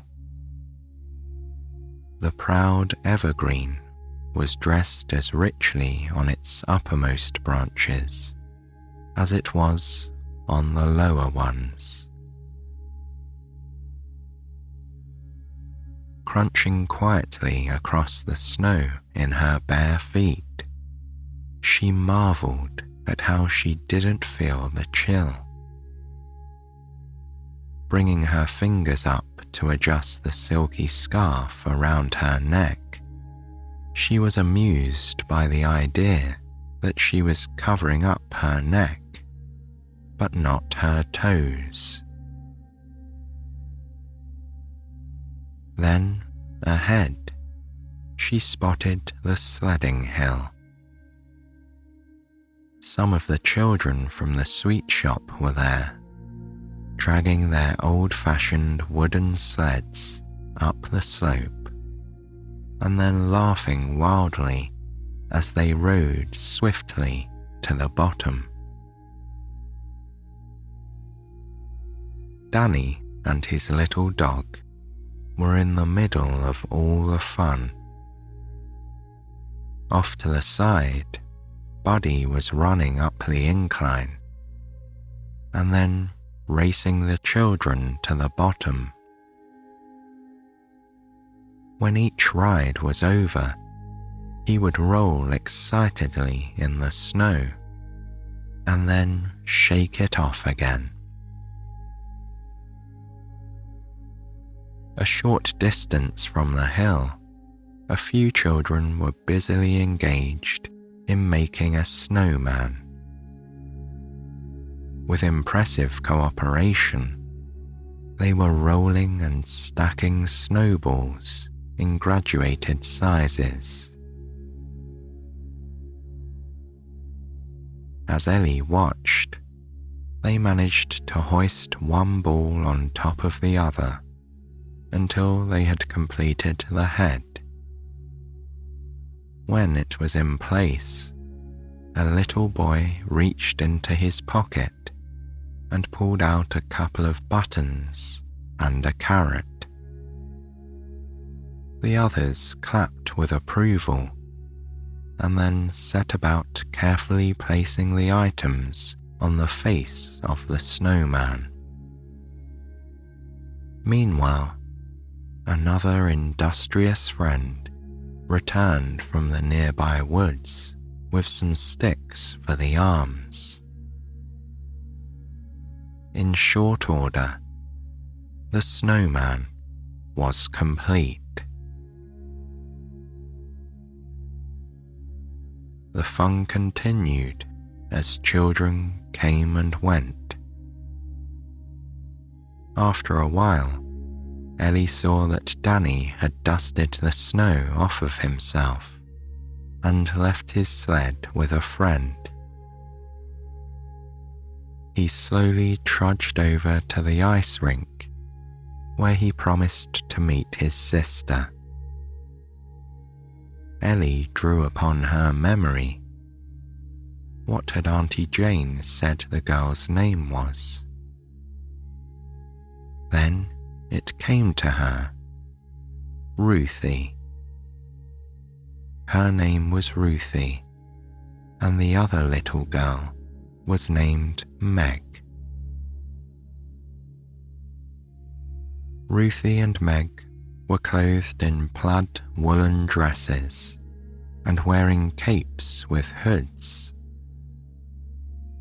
Circling the rink with skill, they talked and laughed together, occasionally stopping to turn and go backwards. Danny watched them patiently, sitting on a nearby bench. He didn't appear to be in a hurry to end their skating time. Nonetheless, Ellie realized that twilight was falling. The tree was glowing ever more brightly, made even more luminous by the cloudy night sky. Ellie walked over to the bench and sat next to Danny, who smiled at her in welcome. The two of them rested there, not saying a word for a few minutes. The snow had begun to fall more quickly, drifting gently from the heavens, as if each unique flake was its own work of art. Danny turned to Ellie and said, "I guess you'd better get going, or you'll miss your train." At that moment, Ellie knew that it was true. Somehow, she understood that it was time for her to go back to the platform and take her place on the velvet seat in the train carriage. Saying goodbye to Danny, she stood, patted Buddy on the head, and walked away from the rink. She looked back over her shoulder. Ruthie and Meg had joined hands and were turning slowly in a circle, giggling with happiness. As she made her way back across the street to the train station, Ellie heard carolers nearby. Looking in the direction of the song, she saw that they were pouring merrily from the open door of the school. Like a beacon, the light inside flooded out into the street ahead of them. Dressed warmly in fleeces and wools, they moved as one, harmonizing together to make beautiful music. The train conductor was waiting for Ellie when she arrived on the platform. "All aboard," he said to her, tipping his hat and winking in her direction. She nodded at him and smiled. Then she went up the stairs into the train carriage and easily found the seat she had been sitting in when she arrived. Even from the train, she could still hear the carolers. Ellie closed her eyes and listened, willing this moment to last as long as possible. Then a whistle blew. The train lurched ever so slightly, and the lights of the village green began to recede very slowly into the night. A thick veil of snow began to blot them out. It fell so heavily now, and as she leaned her head against the soft, red velvet of her bench seat, she sank into a warm and drowsy sleep, enveloped in its silent embrace.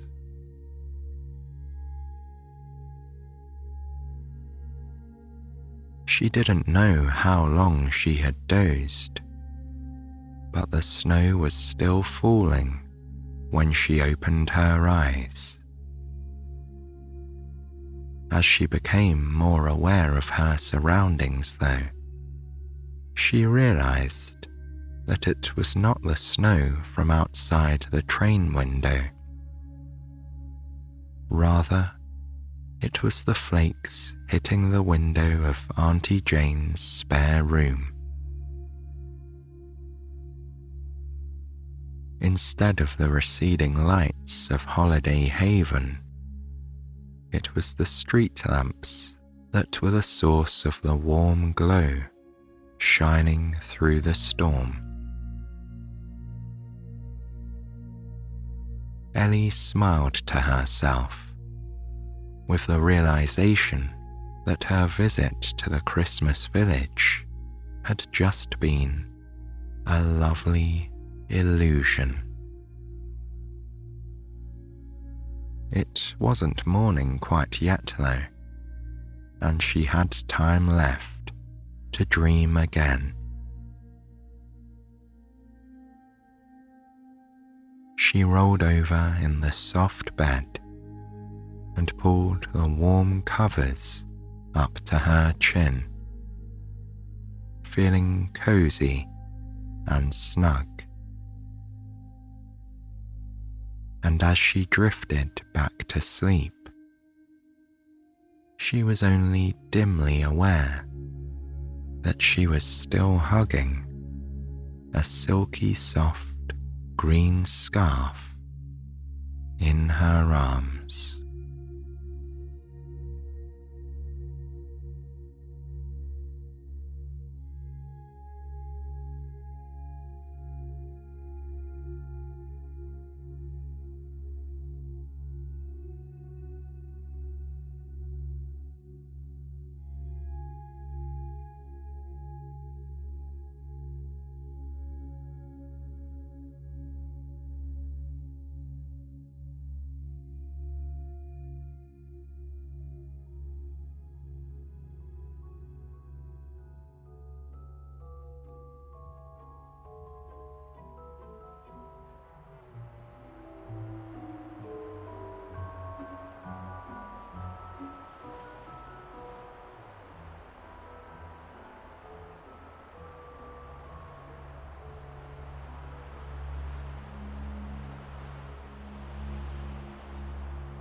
It was Marie's favourite week of the year.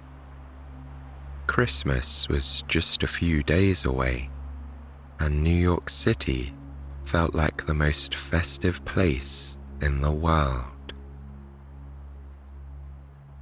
Her family lived in the suburbs outside the city, but tonight they'd made a special trip into town on the train. Her uncle, who lived in a stately brownstone on the Upper East Side, had invited them all to a holiday party. Even better, since the revelries would be going on quite late, they were all invited to stay for the night. Marie and her brother Fritz had been looking forward to this event for many months. Their train had pulled into Grand Central Terminal just a little while ago, and what a sight it was to behold. It wasn't her first time walking through this storied landmark of New York City, but she found herself awestruck on each and every visit. The soaring ceiling featuring the constellations, the grand staircases, the countless people swiftly traversing the terminal on their own paths and with their own exciting plans. It never failed to impress her. Now, in December, it was even more lovely than before. Decked out for the holidays, Grand Central was putting on its most beautiful airs. Enormous wreaths hung in the arched windows, high up in the air. Every shop in the concourse was filled with gifts, snowy decorative displays, and twinkling lights. And as Marie and her family exited onto 42nd Street, she turned and got a glimpse of the gorgeous facade of the building, similarly decked out.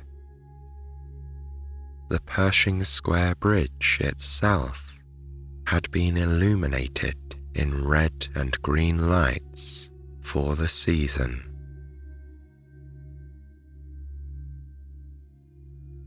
It was a cold, clear night so far, and Marie swore she could feel happy electricity in the air. People rushed by in the businesslike way that New Yorkers always do, but there were telltale signs of upcoming fun.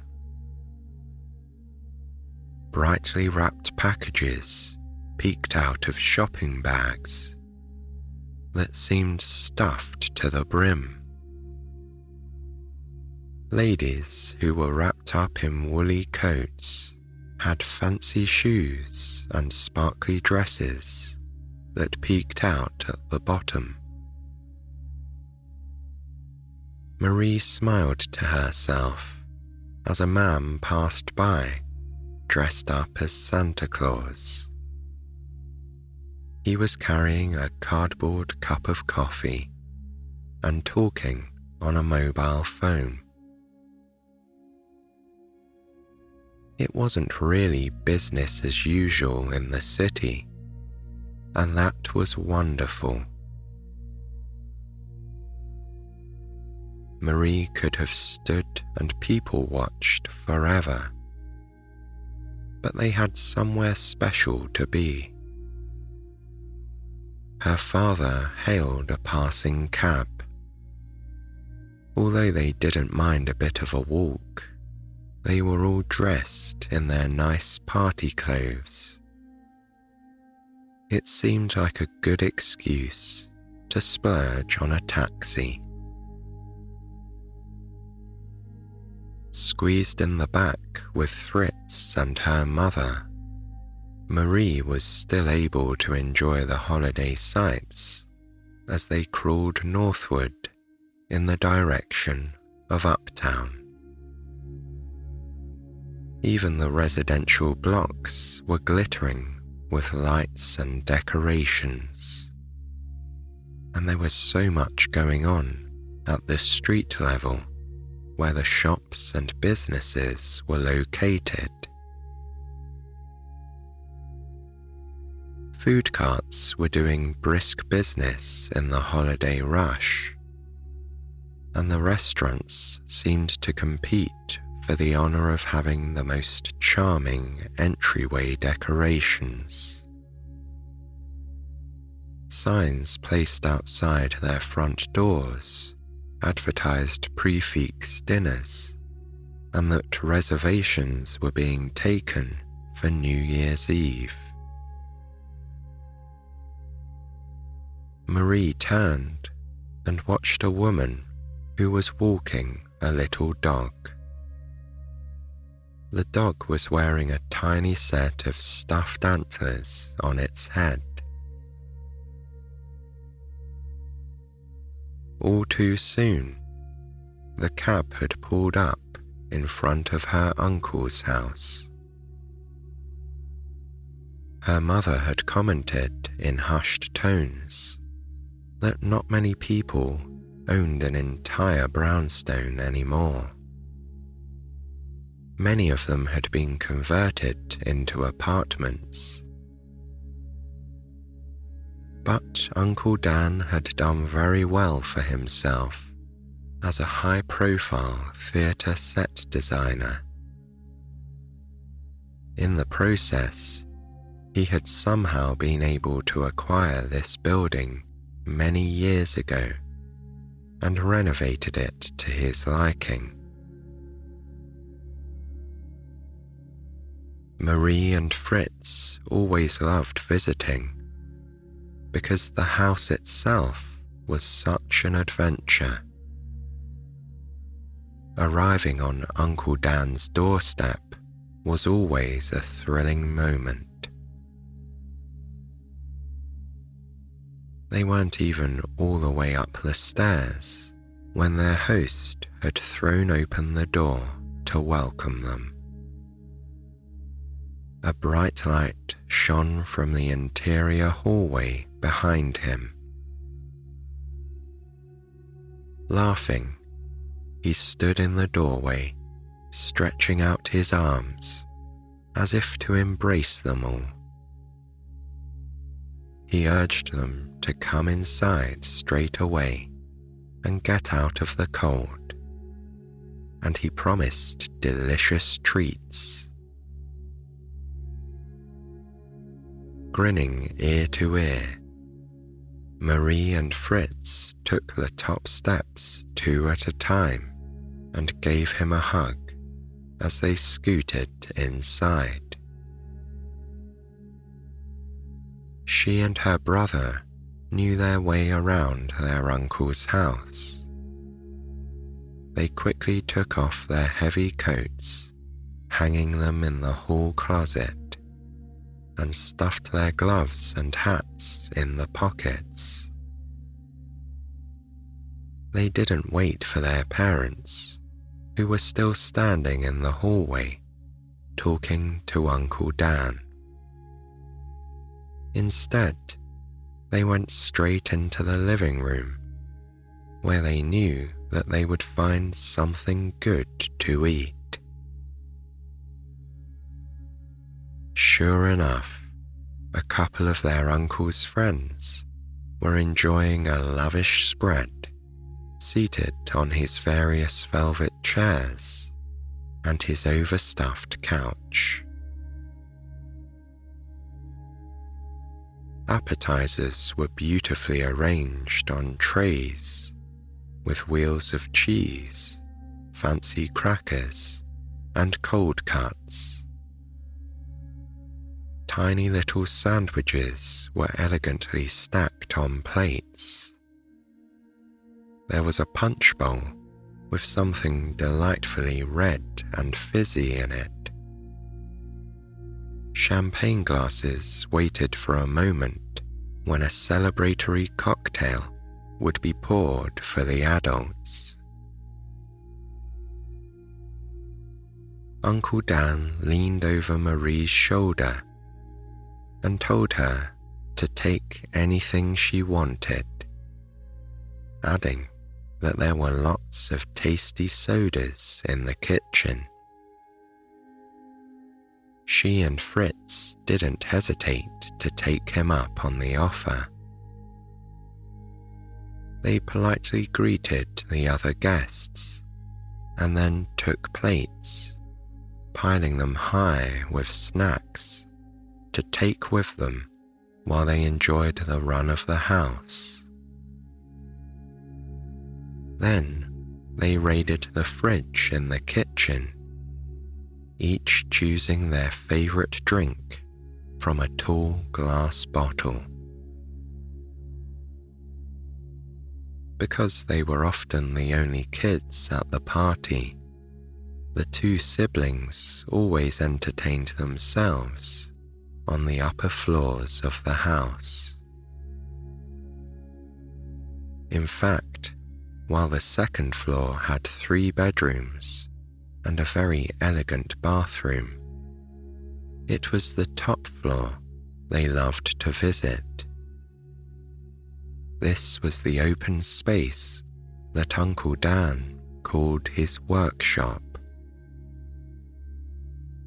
Although he puttered about in there sometimes, it was really just a grand storage space for odds and ends that were left over from his countless theatre productions. Costumes, period-appropriate furniture from all different eras, and a crazy collection of props filled the open space of the entire 3rd floor. Once inside, Marie and Fritz always passed the time happily, immersing themselves in a fantasy world where they could don any number of elaborate personalities. Marie might find herself putting on a sparkly gown and a fur cape, or she could end up wearing the front end of a horse.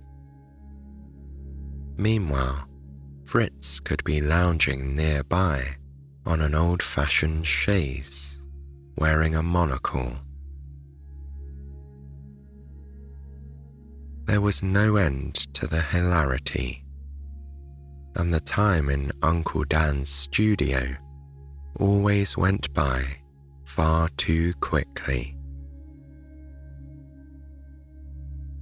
On this particular festive evening, Marie found a lovely set of fancy dishes and some heavy glass goblets.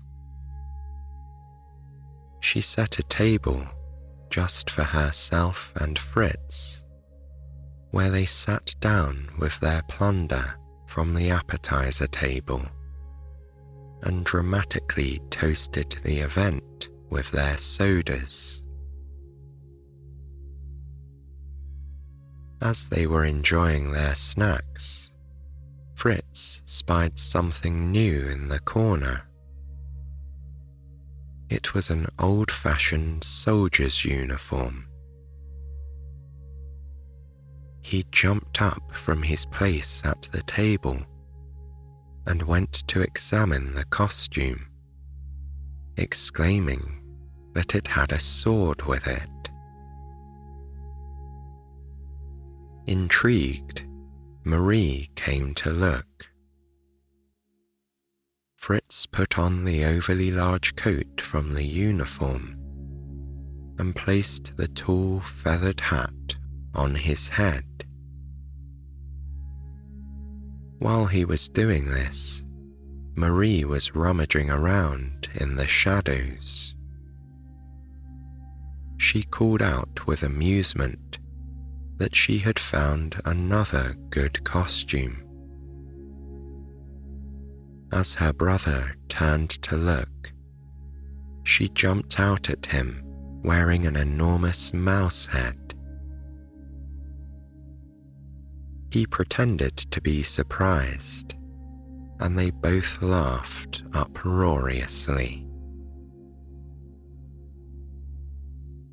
In a mock display of belligerence, he lifted the sword with ease and poked it in her direction, commenting that it wasn't that heavy at all.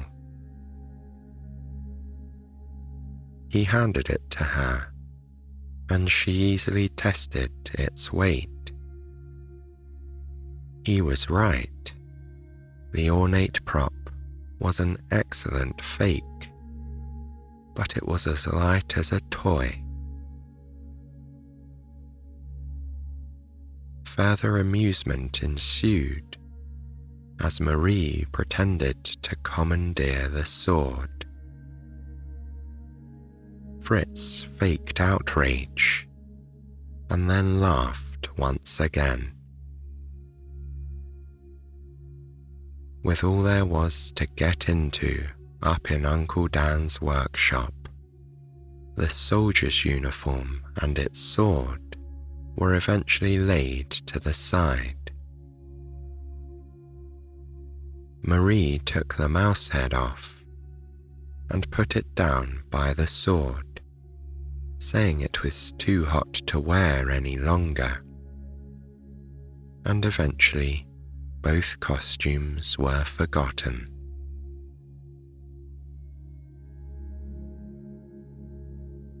The siblings knew it was quite late when their mother came to tell them that it was time to get ready for bed. Reluctantly, they cleared their empty plates and descended to the first floor to return them to the kitchen and to say goodnight to Uncle Dan.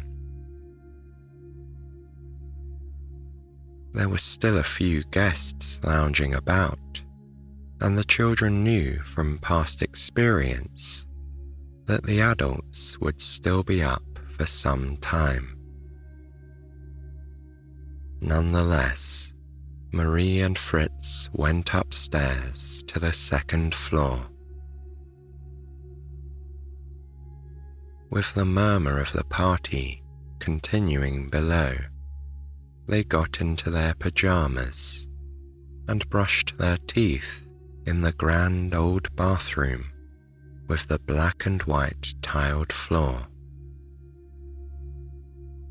Then they slipped into the twin beds in the guest room that they always slept in after parties at Uncle Dan's house.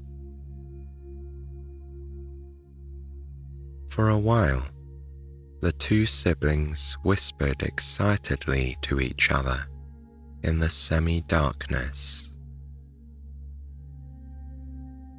There was a tall window between them, and the moonlight streamed into the room, forming a rectangle on the floor.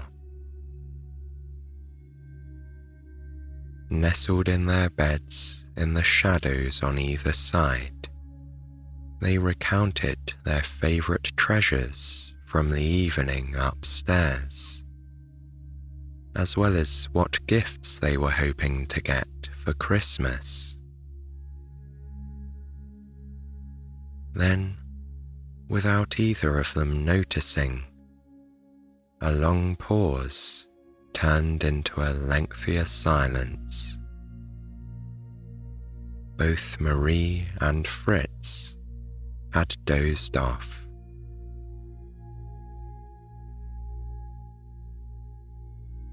She didn't have any sense of time passing, but Marie woke later to a silent house. While she had slumbered, the party had ended, and the last guests had gone home. Thinking she'd like a drink of water, Marie pulled off her covers and swung her feet to the floor, observing as her toes lit up in the rectangle of moonlight on the hardwood. Padding silently to the closed door, she slowly turned the knob and peeked into the hallway. It was dark and silent, except for the quiet ticking of the wall clock that hung between the two guest bedrooms. Walking carefully along the carpet runner that ran the length of the hallway, she stopped in front of the clock. It was very old, she could tell.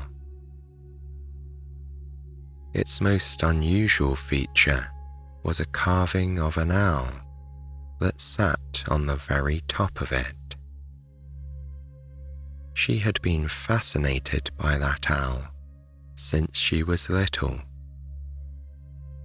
It sat silently and seemed to regard her, even as she gazed upon it in the darkened hall. Turning away, Marie went into the bathroom and got a small drink using one of the little paper cups that were stacked by the sink. Just as she was about to return to her room, however, she was stopped in her tracks by a sound from downstairs. The doorbell was ringing. Marie looked around at the other bedroom doors in surprise. Did nobody else hear this? She wondered. Although the ringing continued insistently, nobody else in the house stirred. It was enormously strange. She felt compelled to see who was there, so she wandered down the staircase to the downstairs hallway. Stretching on her tiptoes, she looked out of the peephole. There, standing on the lighted front steps, was a very genteel-looking fellow in a soldier's uniform. In fact, and at this point Marie had to do a double take, it appeared identical to the uniform that she and Fritz had found upstairs, right down to the elegant feathered hat. as strange as this seemed, when the gentleman reached for the doorbell again, she pulled the door open to prevent him from waking the entire house. The chilly December air rushed in, swirling around her flannel pajamas. Putting her hands on her hips, she asked the man why he was ringing the bell at this very late hour. In return, the soldier on the doorstep smartly clicked his heels together and doffed his hat, bowing in her direction. "I am Hans," he said. "I'm sorry to bother you, but I seem to have left my sword here." Marie stared at the young man, trying to make sense of what he was saying. She was sure she hadn't seen anyone like him at the party. Then, tilting her head to the side, she responded, "There is a sword here, but it's in Uncle Dan's workshop. Wait here and I'll bring it to you," she told him. The man nodded politely and stepped back. Clearly, he was prepared to wait. Marie closed the door quietly, her thoughts racing. She supposed she could show him the sword. If it wasn't his, he would go away. She scurried up the stairs, taking two at a time. As she passed the second floor, the clock on the wall chimed the hour. It was 1 a.m. Shaking her head at the oddness of it all, she pushed open the door to the studio. There, just where they had left it next to the mouse costume, was the sword. Although she could have sworn it was gleaming in a way it hadn't before. It was almost like it was calling out to her. Crossing the room, she picked it up and then uttered a gasp of surprise. It was so much heavier than it had been a few hours earlier. None of this made sense, but she knew that Hans was waiting outside, so she didn't stop to puzzle over it. Instead, she headed back towards the first floor, carefully lugging the heavy sword with both hands. It took a while to get the sword down to the front door. Marie wondered for a split second if the strange visitor would still be out there. Pulling the door open, she saw that he was on the steps right where she had left him. She dragged the sword over the threshold and rested it on the step. "Is it this one?" she asked, feeling rather out of breath. The man's eyes lit up and he grinned widely. His smile was charming, and Marie was quite distracted for a moment. "Yes," he said happily. That's the very one. Taking the sword from her as if it weighed practically nothing, he slipped it into a belt at his waist. There now, he said. I'm ready to take you out to the town. Marie watched in surprise as he swept a low bow and extended his hand towards the street.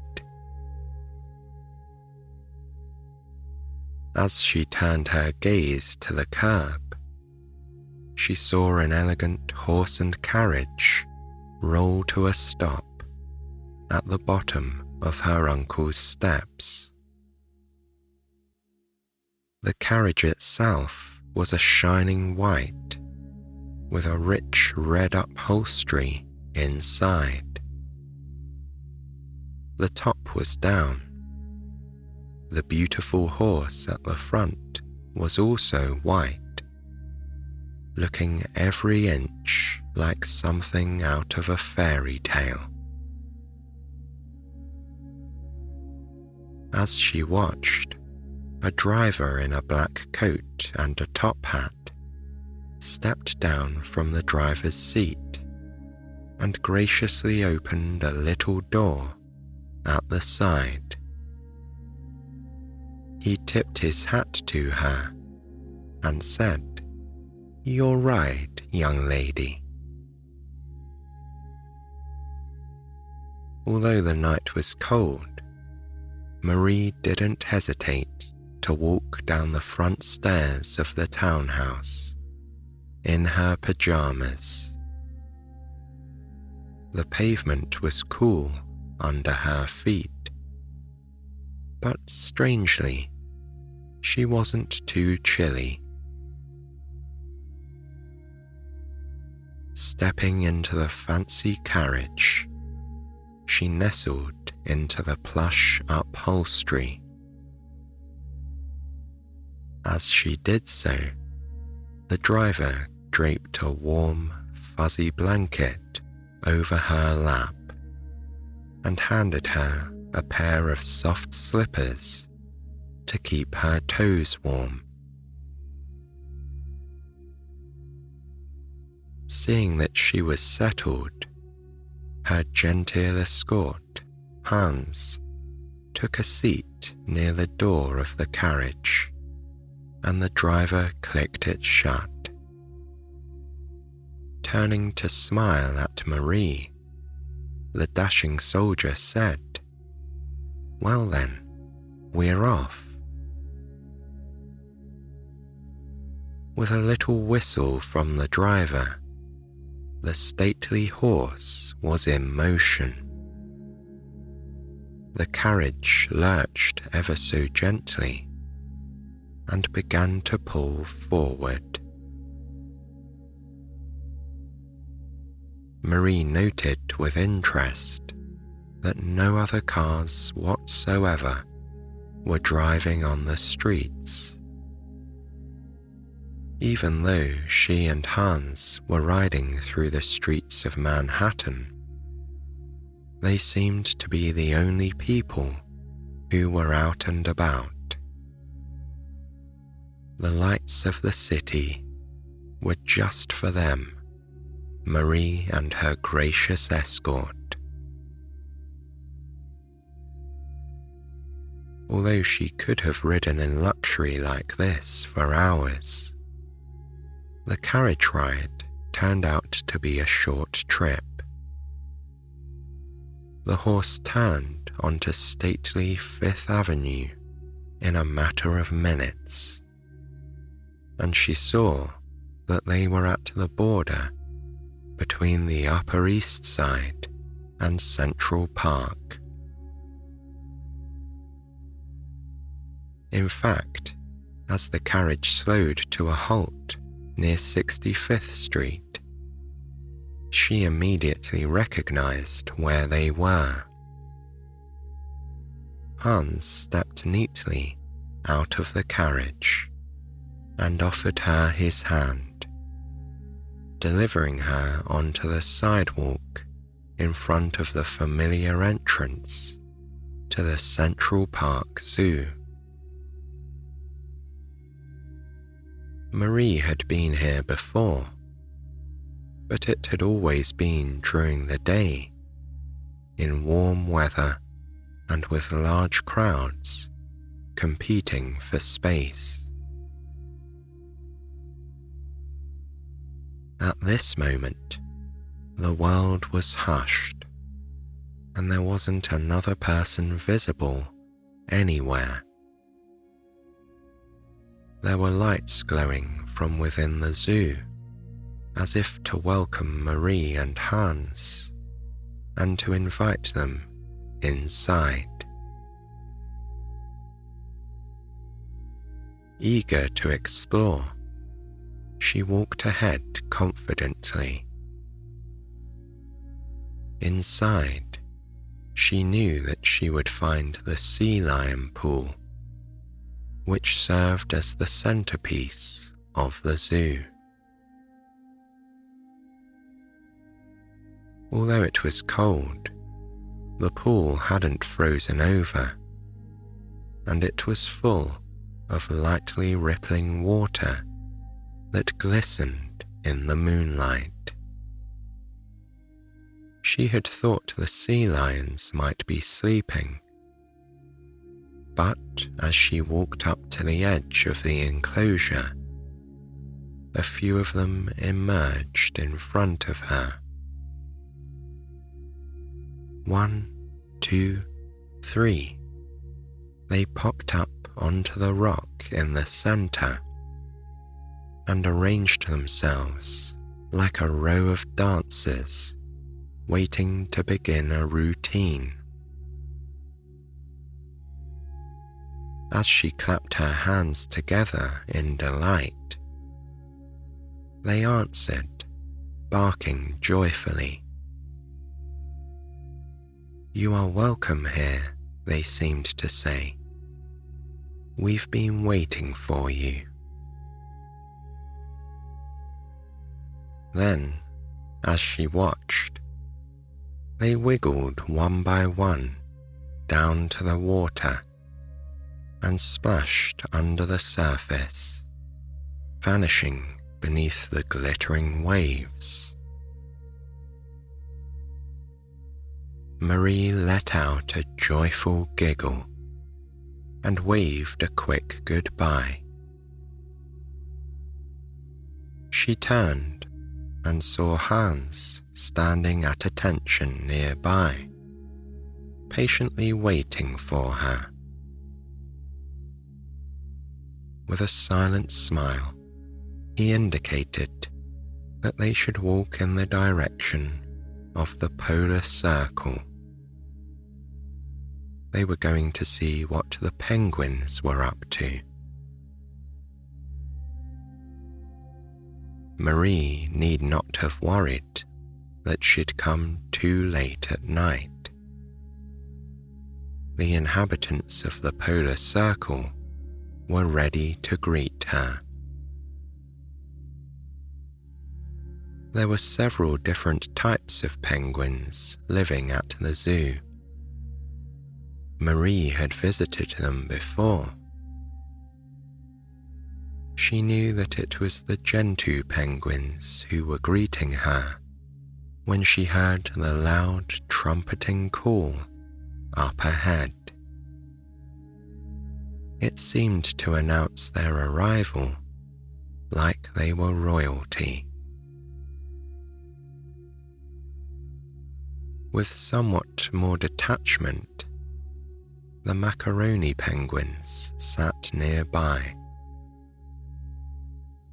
They waved their large bills in the air and seemed to be rather vain about the long yellow feathers on either side of their heads. It was like they were models in a fashion show, strutting with fancy headdresses on. standing regally in the background was a king penguin, just a little over 3 feet in height, but taller than all the others. Its orange cheek patches glowed in the low light of the winter night as it turned its head this way and that. Then, apparently deciding it was ready for a swim, it dived into the deepest waters of the enclosure, vanishing for good. But the best of the polar circle was yet to come. The tufted penguins began what seemed to be an elegant routine of synchronized swimming. Somewhere nearby, the famous Delacourt clock in the children's zoo began to play a festive tune on the hour. Marie paused and tried to identify it. She realized quickly that the song was Greensleeves. In response to the musical prompt, the acrobatic tufted penguins began an amazing synchronized routine. With practiced ease, they circled and dived, creating a water ballet like she had never before seen. Marie watched in amazement, quite sure that no daytime visitor had ever been privy to a show like this. Did the zookeepers know that their penguins had these magical nighttime abilities? She suspected not, and she felt very privileged. On this night, Marie had a front row seat to some kind of magic, and she was going to relish every moment of it. She would keep the secrets of the polar circle close to her heart. Finally, the last penguin had disappeared. Marie stood there, watching the water settle and return to its glassy, undisturbed state. At that moment, she realized that there were flakes of snow gently drifting around her. It was just a few, but they were enormous, heavy ones. She raised her face to the sky and savored the cold tingle on her skin as they delicately landed there, one by one. Now that the penguins had retired for the night, Marie turned to Hans and asked him eagerly if they might stop by to see if the snow leopard was out. Surely this would be the perfect weather for it. Hans nodded graciously and gestured at the rocky area of the zoo where the snow leopards could be found.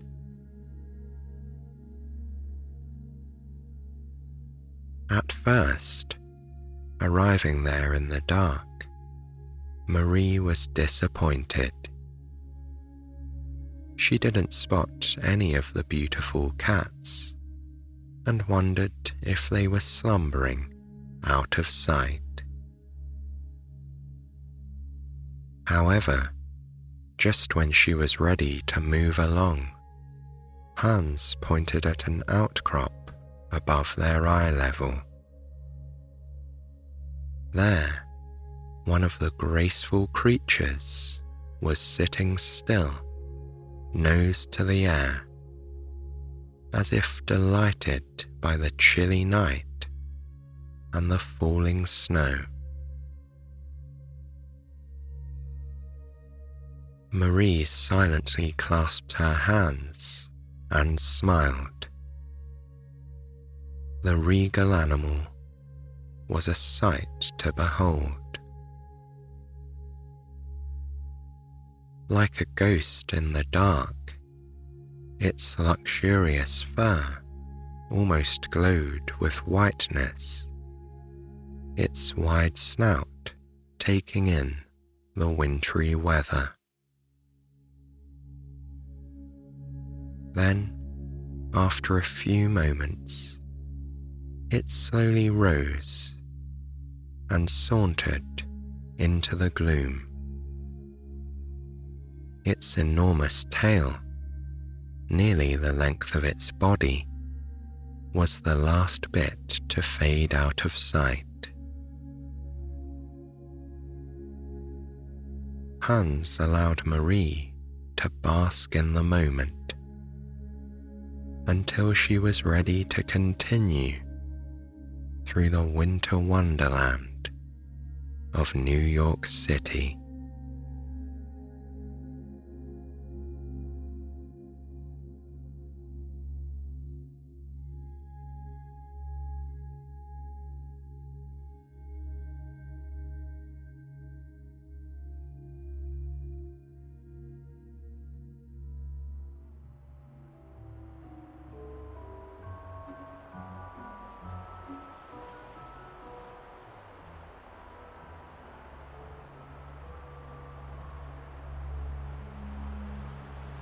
Marie stood with her face to the sky, feeling the delicate caress of tiny snowflakes on her cheeks. After a few moments, she turned to Hans and asked what they would be doing next. He said he wanted to take her to see some ice skaters. Marie thought that nothing could be more festive on this holiday evening. The soldier politely offered his arm to her, and she took his elbow in her hand. Together, they followed the path back out of the zoo and headed towards Central Park's famous winter attraction, Walman Rink. Marie had been here once before, when Uncle Dan had taken her out on a wintry afternoon a couple of years ago. They'd rented skates, and he'd encouraged her while she crept cautiously around the perimeter of the ice, gripping the wall and laughing almost too hard to stay upright. Tonight, as she and Hans approached, the mood was far more glamorous. The glassy rink was alight, glowing like a pearl in the center of the park. Around it, there were dazzling replicas of Christmas trees made entirely of white lights. These were in many different sizes, standing like cones, and they had stars on top of them.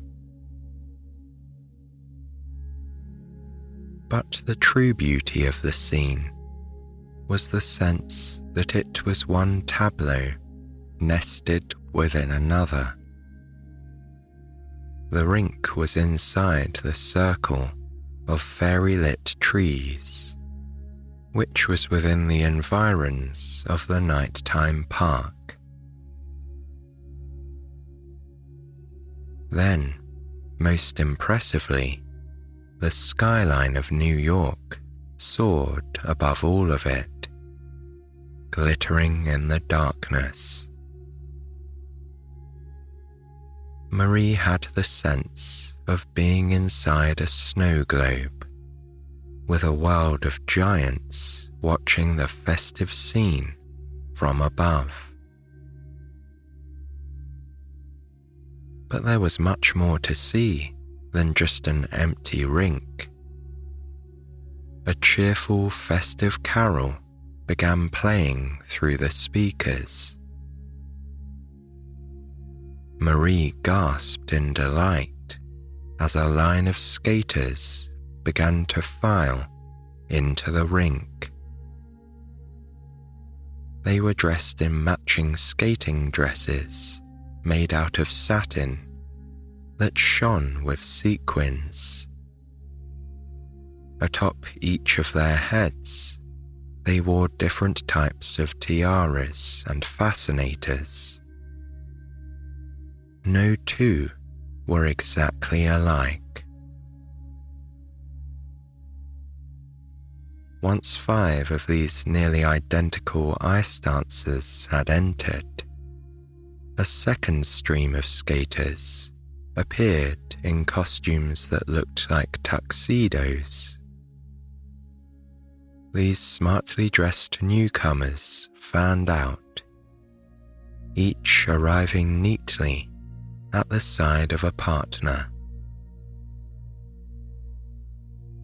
What followed was an intricately choreographed dance.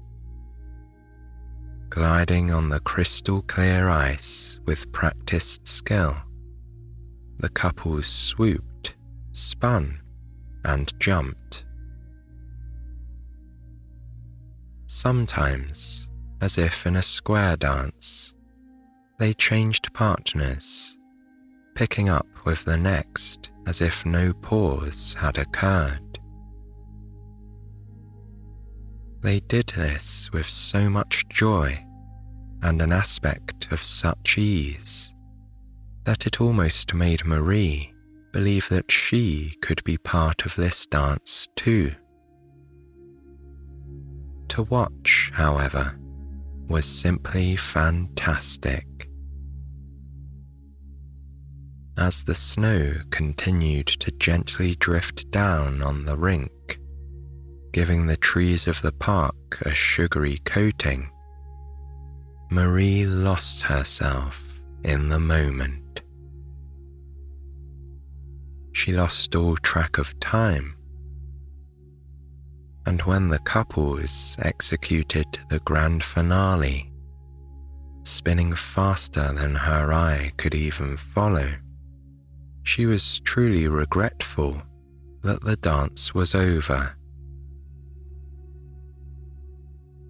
One by one, the skaters flew by her gracefully, nodding and bowing as if they had danced for a queen, as if they had been privileged just to perform for Marie and her soldier, Hans.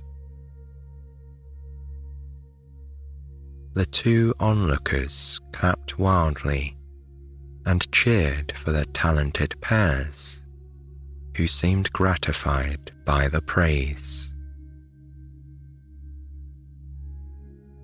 Then, as a new festive tune started up, the glowing ice dancers broke apart and began spinning and free skating, their program complete. Clearly, they were just experiencing the joy of gliding across the ice. Marie could imagine that if she were this good at skating, she'd be doing the same. Her reverie was interrupted by Hans lightly tapping her shoulder.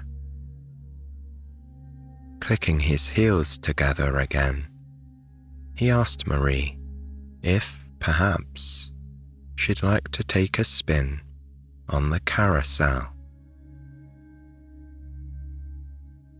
Marie couldn't imagine anything more delightful. The carousel had always been a favorite destination for her in the park. There were usually a lot of families waiting their turn, and the ride seemed so short, but it was always worth queuing for. She knew it was quite nearby. Ready to move along, she skipped ahead, with Hans right on her heels. The little round building that housed the carousel was within her sight in moments. Like everything else in the park that night, all its doors were open, and it was ablaze with cheerful light. The carousel itself was at a standstill, but the familiar merry-go-round music was playing. Nobody else was there, not even a person to operate it. But Hans seemed to have no concerns. Graciously, he extended his hand and swept it wide, saying, "Pick any horse you like, Marie." How could she choose? She'd tried to count the horses before while she was standing in line, but she'd never figured out exactly how many there were. She knew that there were 2 chariots, but sitting in a chariot that didn't move wasn't so appealing to her. Marie would have one of the gently galloping horses that floated up and down as the contraption rotated. But the question was, which one? Stepping onto the merry-go-round, she admired the riot of colour. Bright green, yellow, red and turquoise lavishly decorated every inch. And while she assumed not every horse could possibly be unique, she certainly had plenty of choices. Black horses, brown horses, or grey horses with spots. Each one wore a saddle designed in a slightly different collection of primary colours. Not wanting to waste another minute, she finally selected one of the black horses and pulled herself up. Hans selected a grey one nearby, looking every inch the cavalryman. Like co-conspirators, they grinned at each other, sharing the excitement of the ride that was to come. Looking up, Marie gazed at the little coloured lights that dotted the ceiling like the twinkling orbs on a Christmas tree. Without any signal being given or any sign of how it happened, the carousel slowly began to move. Almost imperceptibly, Marie's horse started to rise, before falling gently. The invigorating night air wafted across her face with more energy. And then they were flying. At least that's how it felt. They were propelled through a magical corridor of beautiful lights, a kaleidoscope of colour, and a tunnel of enchanting music. The world outside became a pleasant blur, receding in importance. As they circled on this ride that seemed so wonderfully long, much longer than a normal one, Marie squeezed her eyes shut and fervently wished that this night would never end. As the glorious ride came ever so slowly to a stop, Marie rested her face on the cool, smooth pole that she'd been holding throughout the ride. She was happy, but also feeling thoughtful. The carousel ride was one she could have done all over again. She looked for Hans to ask if they might be able to go round just one more time, but he was nowhere to be seen. In fact, his entire carousel horse had vanished. Turning and looking around in surprise, Marie saw that Hans was now outside the ride. He was waiting next to his grey stallion, but it was an actual, living, breathing version. The horse he'd been riding on was standing at full height, breathing vapour and dancing lightly on its hooves. Smiling at her, he motioned to the saddle and said, "Let me help you up." Marie had never ridden on a real horse, but she wasn't nervous. Sliding off her own carousel saddle, she hopped off the wood-coloured deck of the merry-go-round, approaching Hans and his majestic ride. He held out his hand for her to step into, and then, as if she weighed nothing, he boosted her up into the saddle.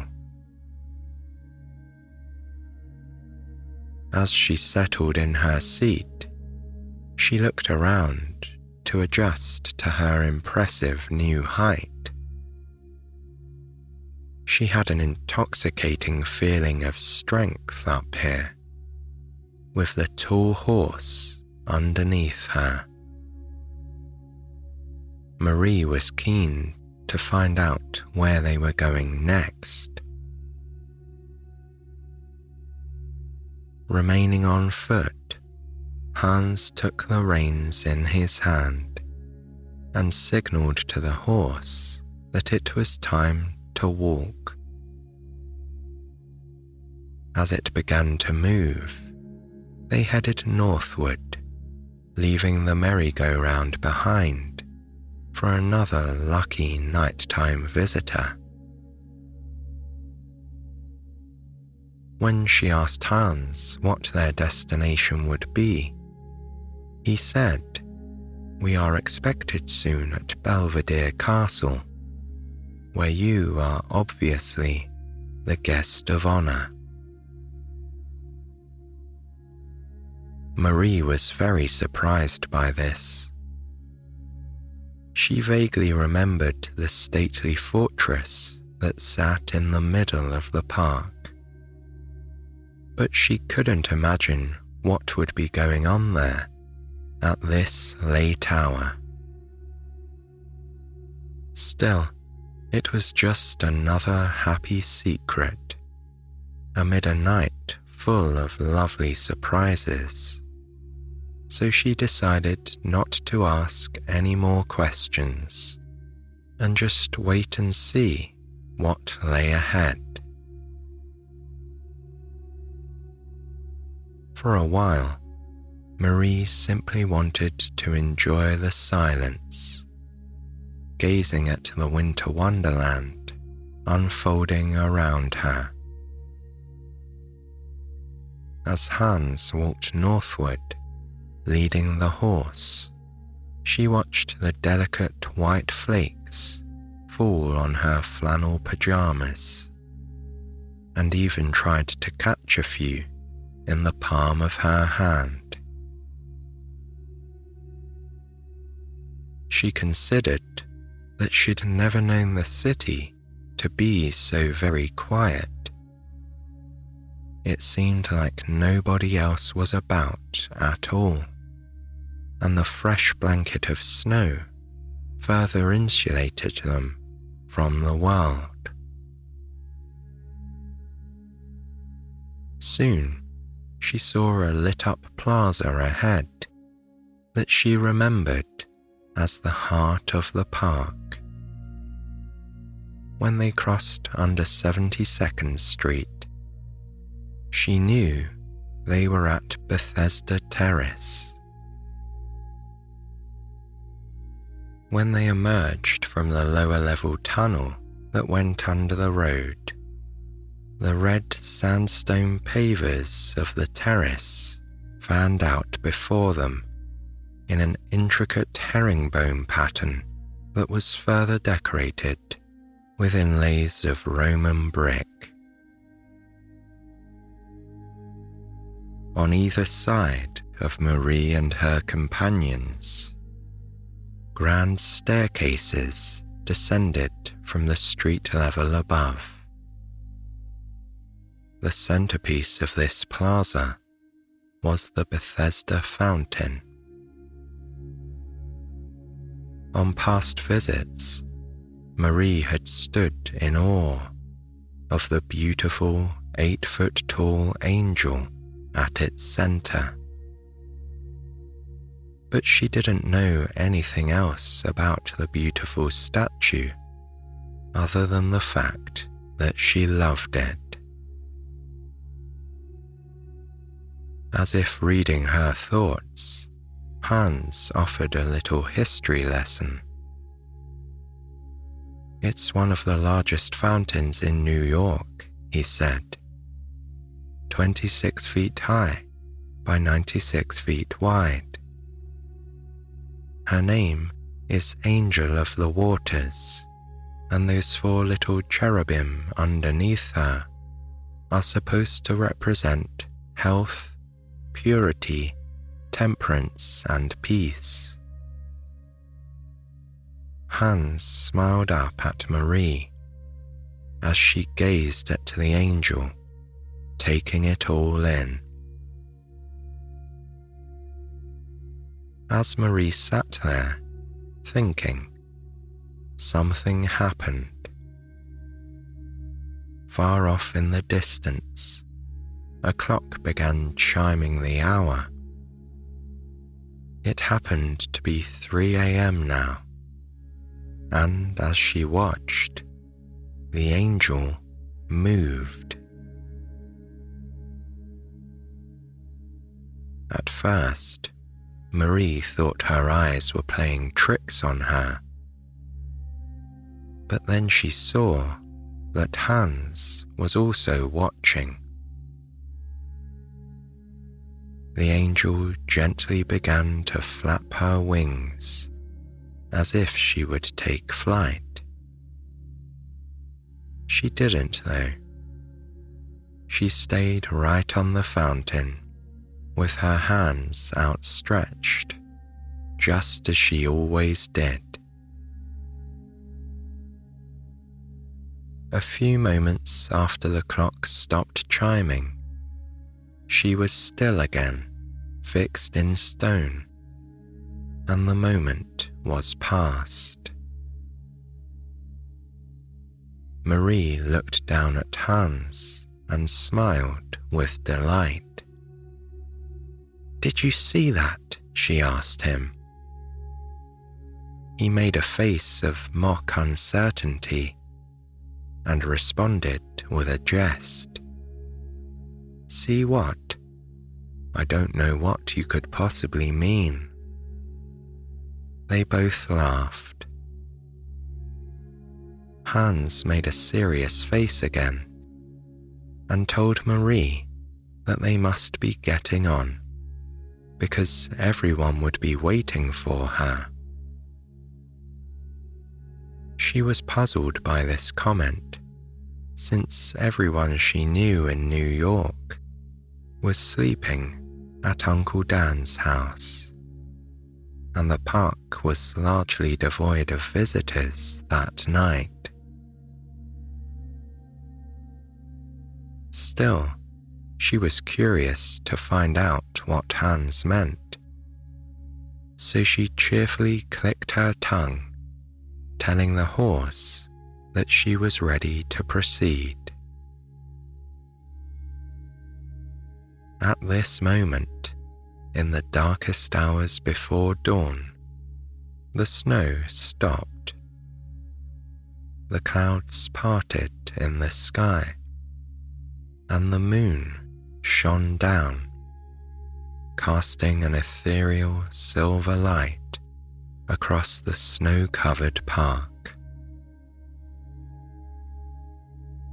Hans led the horse through the enchanting twists and turns of the wooded part of the park known as the Ramble, where Marie had often gone for walks that made her feel like she was actually in the wild.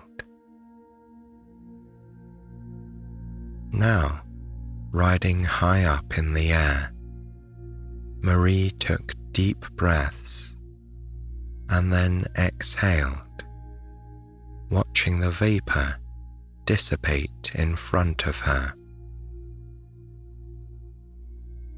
The transiency of the snow, this lifelike carousel horse, and even the moonlight made her feel like she must remember every sound and every feeling of this magical journey.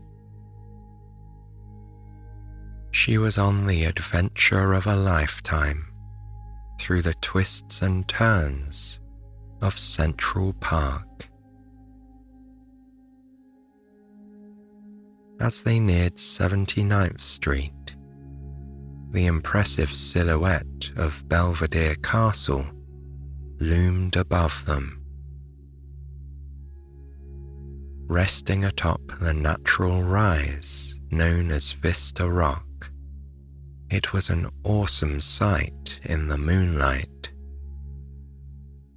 Like the grandest of gingerbread houses, it was frosted with sugary snow that also coated the rock beneath. At the pinnacle of its tall tower, a flag waved lightly in the night breeze. Far from being dark and deserted, the castle seemed to luminously glow from within. Although Marie couldn't see where the light was coming from, it gave her the feeling that she and Hans were expected. Stopping outside the fairy tale fortress, Hans helped her down from the horse. She turned and leaned her head against it, offering a silent thanks it whinnied and briefly stamped its feet, then nodded its head as if to say farewell. Then the beautiful animal turned and cantered away. Perhaps, she thought, it was heading back to its warm spot on the carousel to have a well-deserved sleep. Turning back to Hans, she saw that he was standing on the steps leading to the castle.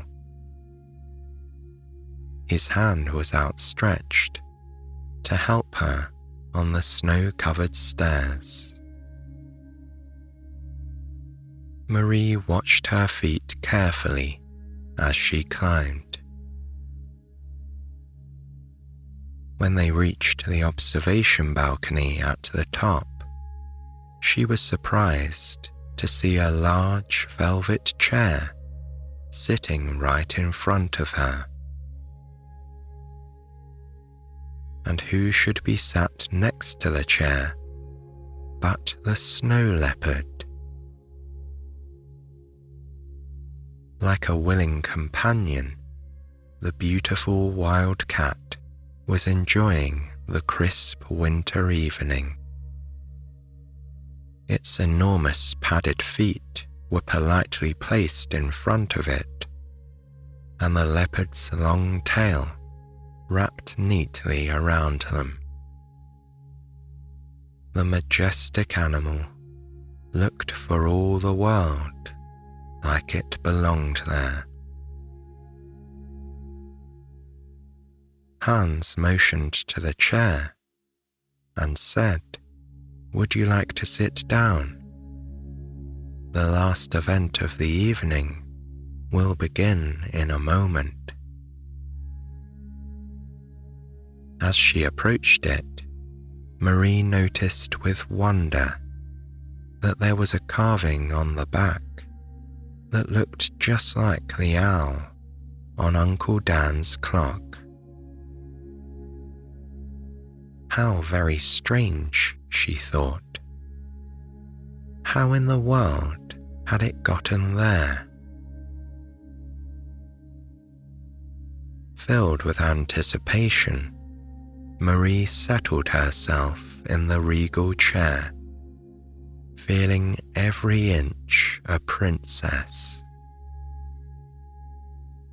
As she did, she couldn't resist stroking the soft fur of the leopard at her side. The cat seemed to appreciate her attention, closing its eyes and looking comfortable. As she gazed around again, Marie was surprised to see the satin-clad skaters file onto the balcony as well. One of them put a sparkling tiara on her hair, while another, wearing a tuxedo, offered her a warm, soft blanket for her lap. Enchanted by the diamond headpiece, Marie reached up and gently touched its contours with her hand. Then she centered it securely on her head, sitting up proudly. As she did, another of the skaters appeared, holding a tray with a steaming cup of hot chocolate on top. Marie hadn't even realized how much she wanted a hot drink. She held the cup of cocoa up to her face and warmed her rosy nose and cheeks with the steam before sipping its sweet goodness. While she was luxuriating in her velvet chair, she again heard the sound of the Delacourt clock. It was playing a beautiful carol that she couldn't quite identify. She knew she was too far north to be hearing the clock all the way from the zoo, but like everything else that had happened that evening, she knew some type of magic must be involved. Then, in time to the music, the tufted penguins suddenly waddled into view on the great lawn in front of the castle. First running in a large circle, then dividing into a figure of 8, and finally turning, they all stopped and flapped their wings exuberantly. Marie clapped her own hands with enthusiasm. Having said their farewell, the penguins filed out of sight in a line, disappearing into the shadows. Before she had time to comment, Hans said, "Look over there on the turtle pond." While Marie had been watching the penguins, the beautiful ice dancers had vanished, and they were now skating in pairs under the moonlight. Magically frozen solid, the lake was as glossy as a mirror, reflecting their every move as they drifted from one elegant pose to another. They spread out into a large V shape, with the skaters in dresses on one side and the tuxedo-clad ones on the other, and they all took a sweeping bow. Marie clapped once again. Waving, the graceful performers turned away and skated out of sight. They had finished their performances for the night. Marie turned back to the great lawn and was amazed to see a long line of carousel horses gaily trotting across it in formation. A smaller circle formed inside a larger circle, just like on the carousel. Then, in an imitation of the merry-go-round, they circled, jumping every so often, and eventually coming to a halt. They all turned to face Marie. Then each one of them dropped into a low bow, with one front leg extended and the other bent towards the ground. Marie applauded with excitement.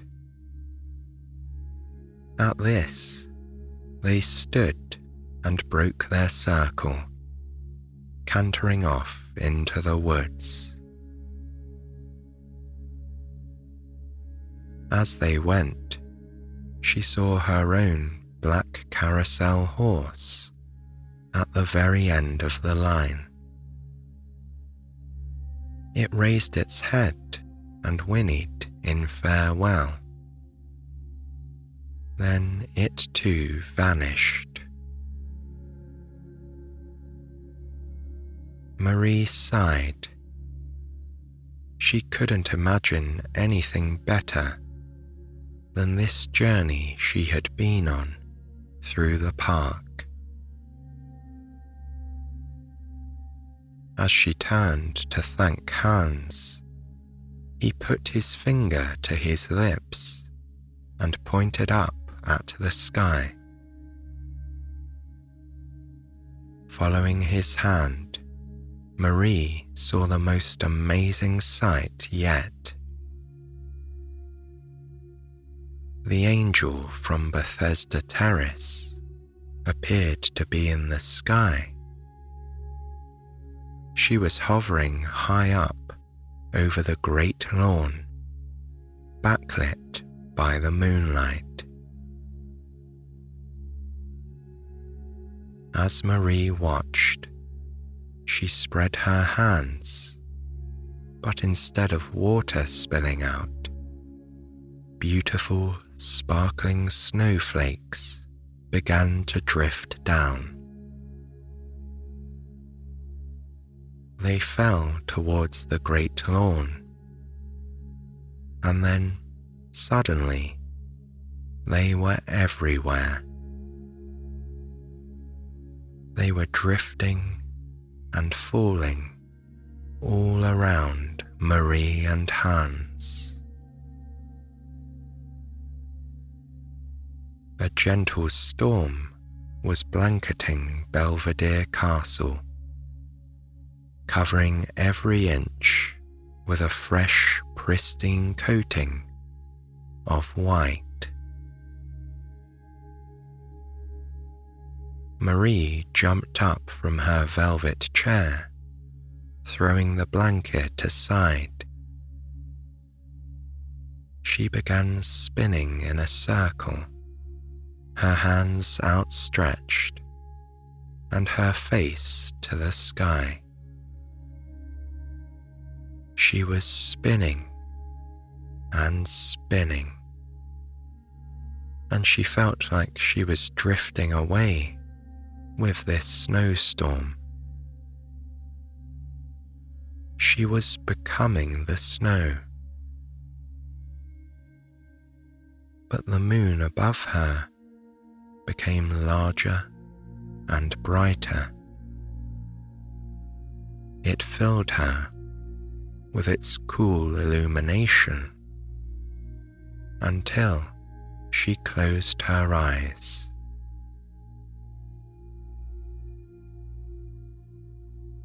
And when she opened them, there she was, in her bed at Uncle Dan's house. And the light on her face was coming from the morning sun. It was shining through the window of their small bedroom, casting an angular beam across the floor by her bed. Marie lay very still, listening to the silence throughout the house. Nobody else was stirring.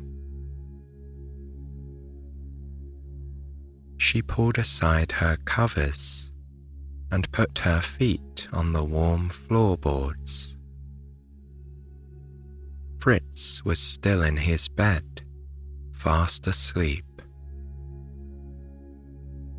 Marie didn't want the magic to dissipate just yet. She didn't want anyone else to wake, so she tiptoed across the floor very quietly and went out onto the landing.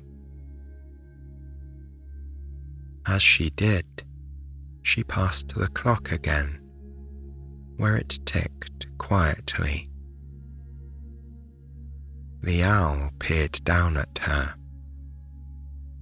The hands on the face of the clock pointed to 7:45 a.m. She wasn't sure why, but she felt compelled to return to the studio upstairs. After all, it was where her amazing adventure had begun. Even if it had all been a dream, she wanted to see the soldier's uniform again for herself. Lightly climbing up the steps, she walked into the studio, flicking on the light. There was the table where they'd eaten together. There was the mouse costume. The soldier costume was as it had been when they'd left the night before. She felt a strange sense of disappointment, as if she'd somehow secretly hoped to find something different. But then she caught her breath, for something was different. The sword was not in its place. Instead of lying by the mouse head where she'd left it, the sword was propped up next to the soldier's uniform, leaning neatly on the wall.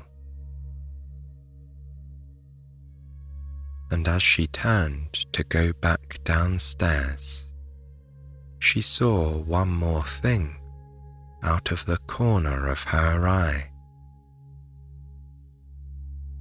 Hanging on a coat rack by the door was the very tiara that she'd worn at Belvedere Castle. And next to it was the soldier's feathered cap.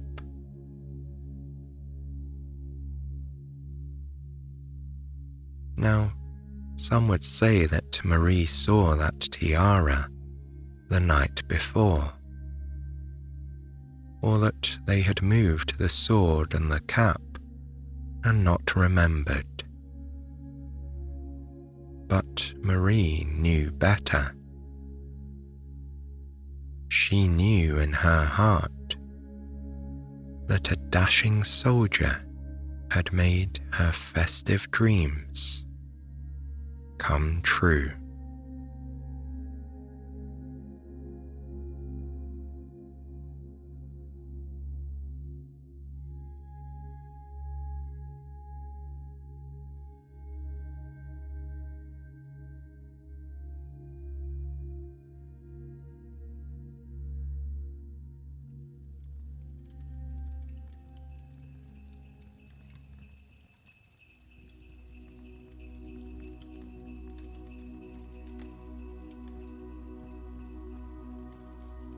Picture yourself in a cozy, firelit room. You are little, still small enough to believe in magic. And tonight is the most dazzling moment of the Christmas season. With marvelous anticipation, you await the clandestine arrival of Santa, who will shower you with gifts while you sleep, silently departing with his team of trusty reindeer when he is done. It's a good night for the sleigh, you think to yourself, as you watch the snow drift down outside the window. On the other side of the glass, there is a winter wonderland. But in here, a bubble of warmth surrounds you, filled with wonderful smells of things you can't wait to eat. There are pies, chocolates, and bright candy canes to be enjoyed. Perhaps there are cheerful model trains circling a Christmas tree, and your favorite festive songs playing nearby. The grown-ups insist it is time for bed. You agree reluctantly, knowing that only sleeping children receive their visit from Santa. But first, you make sure to leave him a generous plate of cookies and some milk. And of course, there must be a carrot for his reindeer. In the morning, you'll be delighted to find that plate half consumed. The glass will be empty, and the carrot will be partially eaten. More importantly, your tree will be laden with gifts, and your stockings will be stuffed to the brim with the gifts that good children have been led to expect on Christmas Day. After all, only very naughty children will receive a lump of coal. You drift to sleep, imagining that you hear sleigh bells. Before you know it, Santa will have come and gone. In that last waking moment of the evening, you are so very happy.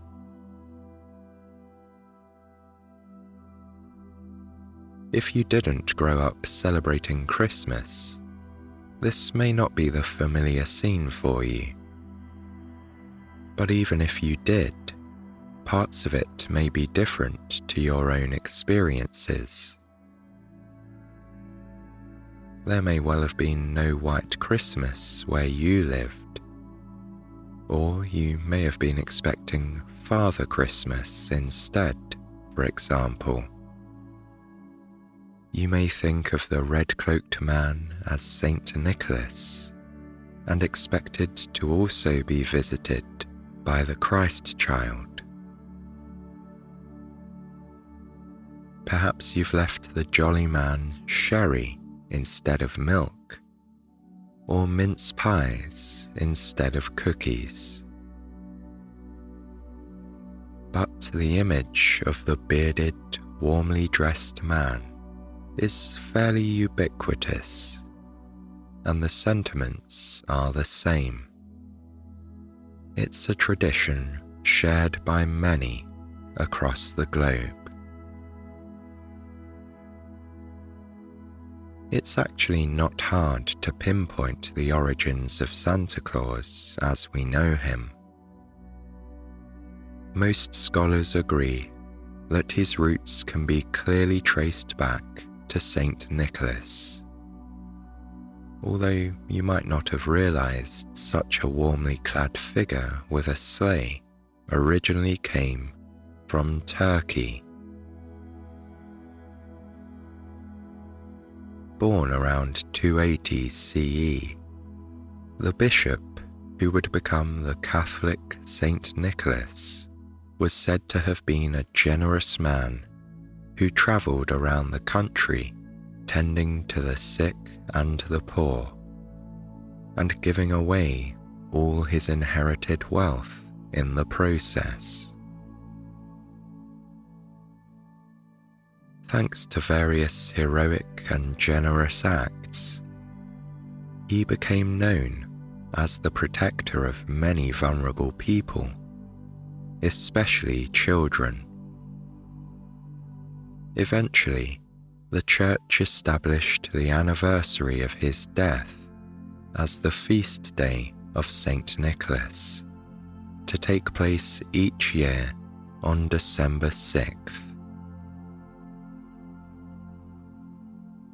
There is some debate about the actual resting place of Saint Nicholas, but many historians believe that his remains were stolen by Italian sailors in the 11th century and taken to the Basilica di San Nicola on the southeast coast of Italy. In the 1950s, a facial anthropologist named Caroline Wilkinson used technology to reconstruct his image. Naturally, some assumptions were necessary. For example, she deduced that he had Mediterranean features, such as olive skin and brown eyes. There is also evidence that at some point, the good saint suffered a broken nose. But the picture that emerged in the forensic reconstruction of the real Saint Nick is a far cry from the Santa we know today. In short, he was probably a lean man with grey hair and a fiery nature. After all, he was a defender of the Christian faith at a time when Roman rulers were against his religion. Without knowing any of these things about him, however, the people of the earlier centuries celebrated his legacy and simply filled in the blanks. His reputation as a patron saint of children made him a natural fit to be both a model of discipline and a bringer of great rewards for children who acted properly. By the Renaissance, Saint Nicholas was enormously popular across Europe.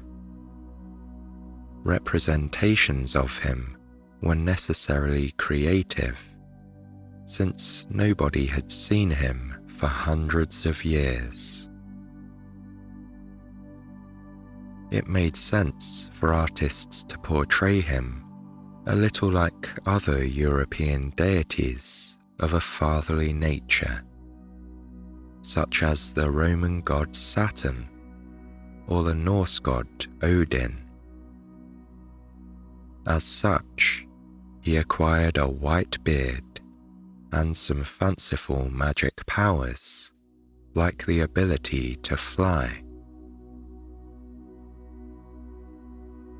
Due to these details, Saint Nicholas evolved as a figure of fatherly benevolence, with a comforting but strong fatherly appearance. In the 1500s, Saint Nicholas was challenged by the onset of the Protestant Reformation. Influential figures such as Martin Luther were keen to draw public attention away from the celebration of the Catholic saints. They were aware, however, of the importance of the December 6th gift-giving tradition. Sensing, perhaps, that squashing it would erode their popularity, they instead moved to shift the gift-giving from December 6th to the holiday of Christmas. In doing so, they were able to assert that the gift-giving figure to celebrate was the Christ child, known in Germany as Christkind. A historian named Jerry Bowler had some insightful and humorous observations about the challenges of transferring St. Nick's duties to the baby Jesus. In an interview with National Geographic magazine on the topic of Santa Claus, he pointed out that the Christ child was not an easy replacement for the burly, bearded man who had become dear to the hearts of so many Europeans. For one thing, as Bowler puts it, the infant's carrying capacity is very limited. The logistical difficulty would be obvious to anyone nowadays. Even those of us who may have spent time in Germany, for example, where the Christkind is celebrated, will have also seen Saint Nick handing out presents. But Bowler adds that there is a second role that the infant Jesus can't perform, and that's the role of disciplinarian. Not to say that Saint Nicholas was a threatening figure, but he was known to carry a switch at times. Even in our kinder, gentler era, Santa Claus promises gifts to good children, whereas those who are naughty are taught to be concerned that they may only receive a lump of coal. Once the Christ child became the bringer of gifts, he also needed a sidekick who could carry things and enforce good behavior. Because of that, stern pagan characters such as Claus, which means rough Nicholas, Aschenklas, which means ashy Nicholas, or Pudsnickel, which means furry Nicholas, stayed around as part of the Christmas tradition. In effect, two holiday characters had to do the work formerly performed by one. While our later version of Santa Claus would be much kinder and gentler than these fellows, the imagery around them would eventually influence the jolly man we know now. Furthermore, Protestant efforts to snuff out Saint Nick were never completely successful. For example, people in the Netherlands especially were stubborn about keeping him around. It was the Dutch who were eventually largely responsible for importing his character to the New World. England was one place where a movement away from Saint Nicholas didn't keep merrymakers from their beloved bearded character. Father Christmas bore many of the characteristics of Saint Nick, and his figure can be found as far back as the court of Henry VIII. There, he was represented as a party-loving large man, generally wearing green or scarlet robes lined with fur. Although he wasn't associated with gift-giving until the Victorian period, he was strongly connected to joyful feasting and messages of peace. Additionally, he was known to drink a cup of wine or two. When the Victorian era recharacterized Christmas as a family-centric holiday, Father Christmas also took on the popular gift-giving role of the earlier Saint Nicholas. For many modern readers, he is possibly best represented by Charles Dickens as the ghost of Christmas Present in the famous novel A Christmas Carol. Both Dickens' words in the book and the original illustration of the ghost by John Leech were pivotal in maintaining popular opinion about his appearance and his personality. To trace the continuing evolution of Santa Claus, however, it is necessary to back up just a little bit and hop across the pond to what would become the United States. St. Nicholas appears to have landed on those shores, along with some of his greatest fans, the Dutch, in the late 18th century. History.com cites newspaper articles from 1773 and 74 that mention some of those immigrant families honouring St. Nicholas Day. Their name for him was Sinterklaas. Up until the early 1800s, celebration of Christmas itself was not very robust on American shores. The Puritans were not holiday celebrants, and those colonists who did make merry during Christmas tended to keep the season as a somewhat rowdy and adult-focused party. It wasn't until the 19th century that the holiday and Sinterklaas became more established, merging together into a more popular, widespread tradition. In 1804, a member of the New York Historical Society distributed woodcuts at their annual meeting of the season.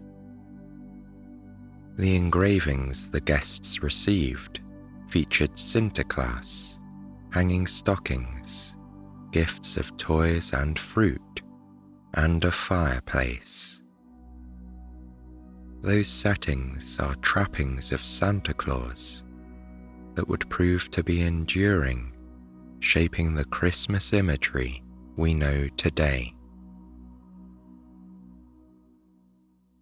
Now, if you've listened to some of our Halloween stories, it's possible you're already familiar with the writer Washington Irving.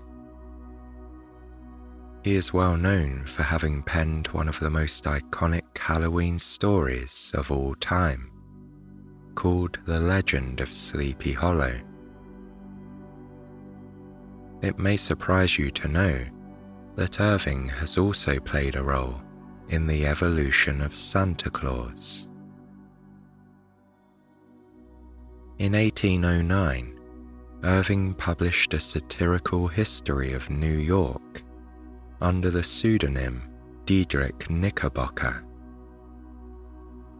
In this light-hearted literary parody, he called Saint Nicholas the patron saint of the city. Now generally known as the Knickerbocker History of New York, this work is considered to have been an early description of what would become our modern Christmas traditions. Despite this coalescence of Santa Claus imagery, the figure still took on many different forms as he transitioned from Saint Nicholas to the recognizable figure that would come later. Scholars relate seeing him pictured as a mischievous fellow wearing a blue tricorn hat, a red waistcoat, and yellow stockings, for example. He's also reportedly been shown as a man wearing a broad-brimmed hat and a pair of Flemish hose. Jerry Bowler, the aforementioned Santa historian, said that he remembered seeing one illustration where Santa looked exactly like George Washington and was riding a broom. However, bowler points to the year 1821, in which an anonymous poem called The Children's Friend was published. Its drawings featured a Germanic-looking figure in furs who brought gifts, but also carried a birch rod, presumably for discipline. This figure drove a wagon pulled by one reindeer. But it was really the year 1822 that offered a major building block in the image of Santa as we know him today. For what Christmas-loving youngster has not grown up with the words, "'Twas the night before Christmas"? 'Twas the night before Christmas, when all through the house not a creature was stirring, not even a mouse. The stockings were hung by the chimney with care, in hopes that Saint Nicholas soon would be there. The children were nestled all snug in their beds, while visions of sugar plums danced in their heads.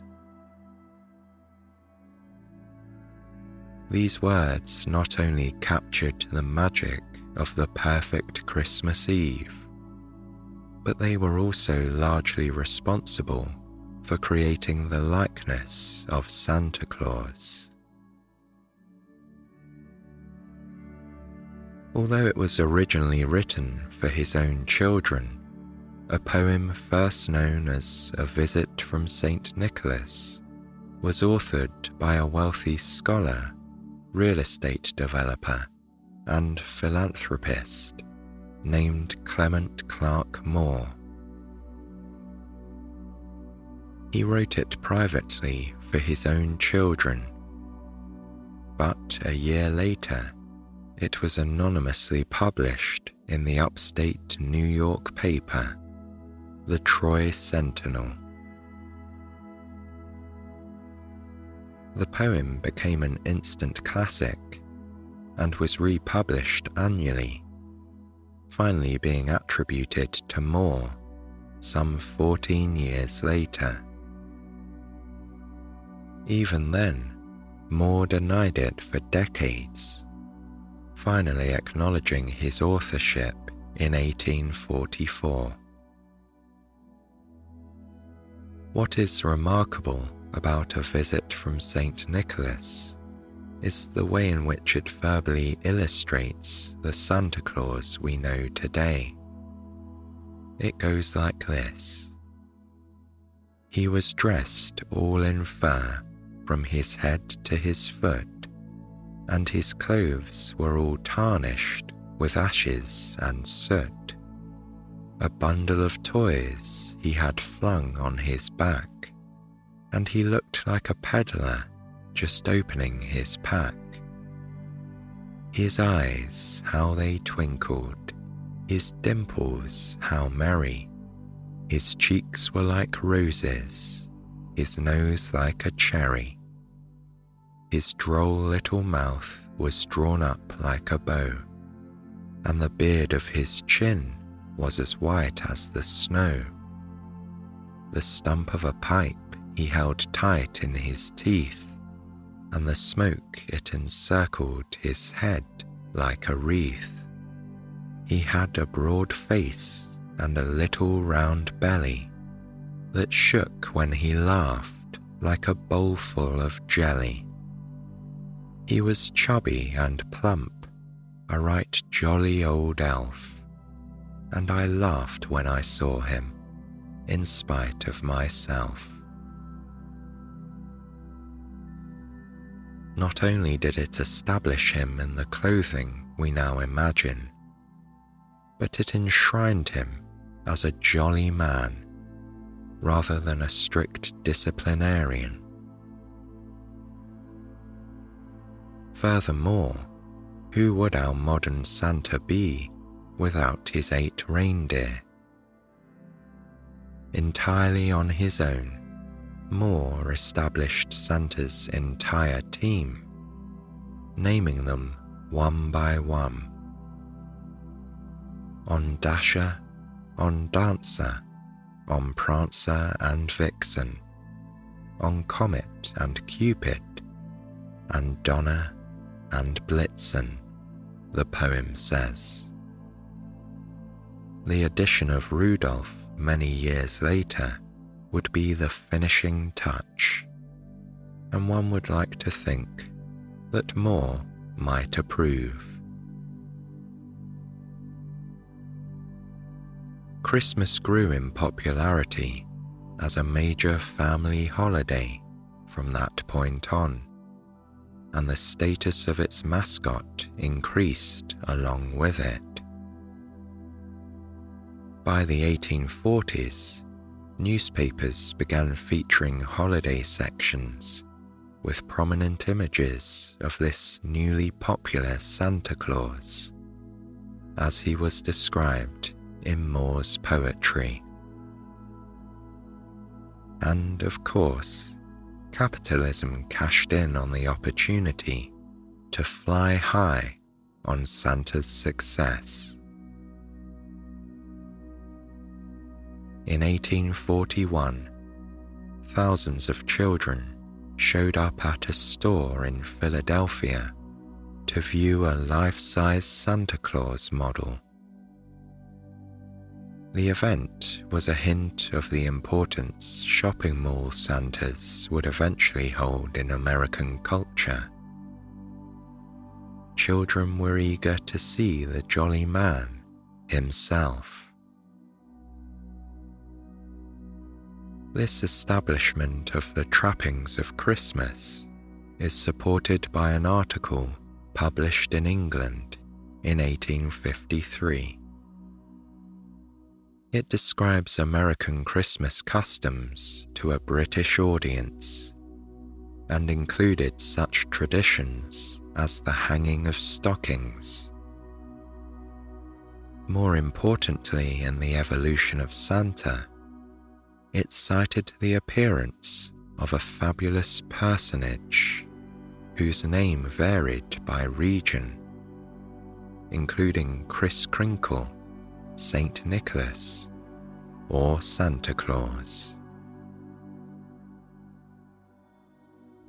Stepping up to join Clement Clark Moore as a Santa influencer, a political cartoonist named Thomas Nast further established the new look of Santa Claus in the early 1880s. This was when he drew upon Moore's charming description to draw several likenesses that are now easily recognizable by modern audiences. His images of a rotund, cheerful man with a white beard and a bag of gifts appeared in the magazine Harper's Weekly. But Nast took Santa lore a step further, also picturing him at a workshop in the North Pole. He imagined his helpers as elves and supplied him with the venerable and enduring Mrs. Claus to be his partner. In this way, Thomas Nast became as important in the history of Santa Claus as the man who set the stage with poetry. Interest in this version of Santa Claus grew in art and literature circles. Notably, author L. Frank Baum of Wizard of Oz fame published a book in 1902 called The Life and Adventures of Santa Claus. The tale imagined a fanciful origin story for the jolly character. Most notable for modern listeners, however, was his plot point that Santa lived in a place called the Laughing Valley of Hohaho, and that while delivering gifts, he would go down chimneys of homes where he was faced with a locked door. Other portions of the tale didn't survive as typical Santa backstory. However, the book was produced in a truncated version as a popular stop-motion animation TV special many years later in 1985. As the image of Santa Claus solidified at the turn of the 20th century, his European counterparts began to sync up with the new, friendly image.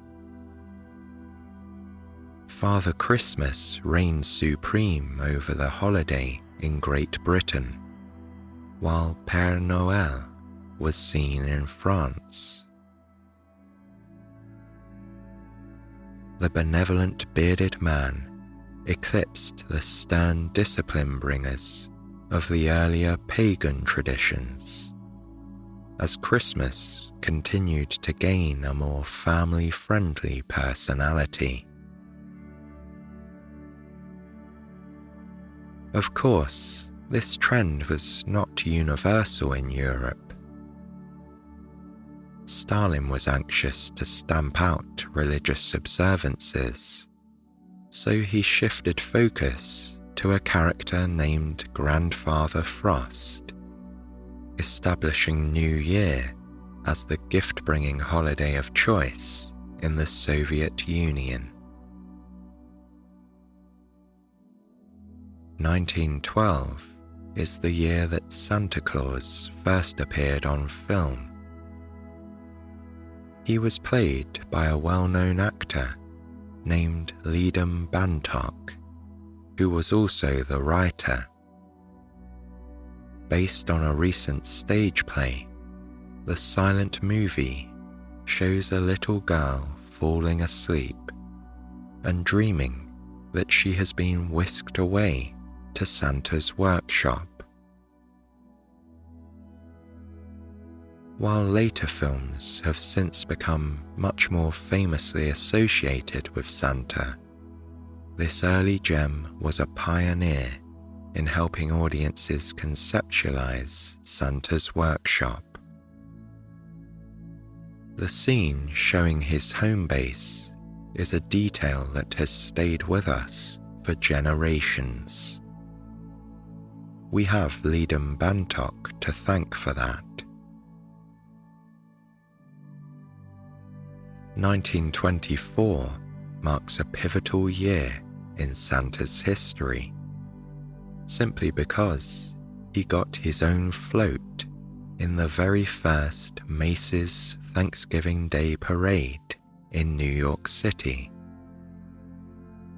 For Americans, this inaugural event of the holiday season has proven to be a lasting and enormously popular spectacle. Its enduring popularity was perhaps forever cemented in the 1947 smash hit movie Miracle on 34th Street, in which the existence of Santa Claus was proven in a court of law. The movie won 3 Academy Awards and has gone down in history as a classic. But before we jump ahead to the 1940s, there's one more important Santa topic to discuss. Nowadays, there is a somewhat incorrect assumption that our version of Santa Claus was established by the marketers at Coca-Cola, who prominently featured Santa sporting their trademark red and white colours in 1930. While it's true that he starred in their ads, they were not the first soft drink company to use Santa as a mascot. Previously, he'd been featured in some ads by White Rock Beverages, first for a mineral water in 1915, and then for mixers in the 1920s. We can see that the red-cloaked Santa was around for decades if we trace the history in print. For example, Puck magazine was showing him in red and white in the early 20th century, actually featuring him dressed that way on the cover in 1905. And naturally, the artist Thomas Nast had started his costume trend years before. 1937 was a notable year for our jolly friend, as Santa began to show up in person more and more, appearing in parades and stores. Charles W. Howard established the oldest continuously run Santa school in the world. According to the school's current website, Mr. Howard established the institution after becoming tired of seeing unkempt, unprofessional Santas at festive events. His first class at the Santa school had only 3 students, but the business has endured for many decades now. Luckily, it has been passed on to new leadership and even successfully relocated from New York to Michigan. Now, finally moving ahead to the era of Miracle on 34th Street, American troops were partially responsible for spreading Santa around Europe in the immediate aftermath of World War II. At that time, his jolly spirit was a perfect fit for the idea of American goodwill, as the troops helped restore infrastructure in the aftermath of the conflict. In December of 1955, the Sears Roebuck department store published an ad in a Colorado newspaper featuring a direct phone line to Santa. At least, that was the intention. When the ad appeared in print, the telephone number had a typo. Instead of reaching Santa, the first child to attempt the call reached a colonel named Harry Shoup, who was manning the secure phone at the United States Continental Air Defense, now known as NORAD, which stands for North American Aerospace Defense Command. At first, the colonel was terse, believing he was being pranked on a secure line. On the other hand, when the child became upset, he quickly shifted to pretending he was Santa. A short conversation with the child's mother revealed the error, but the phone number was out there, and more children began calling. Colonel Shoup fielded the calls as best he could, eventually assigning multiple airmen to play Santa as well.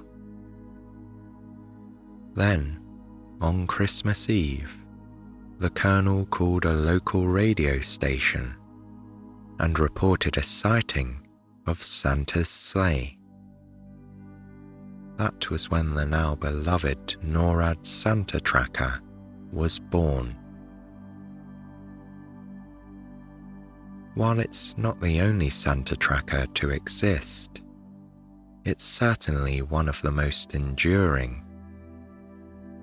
Today, the site for the Santa Tracker receives millions of visits each holiday, making Santa's trip around the world all the more real for legions of children who watch it with excitement on Christmas Eve. The mid-50s were eventful in the history of Santa for another reason.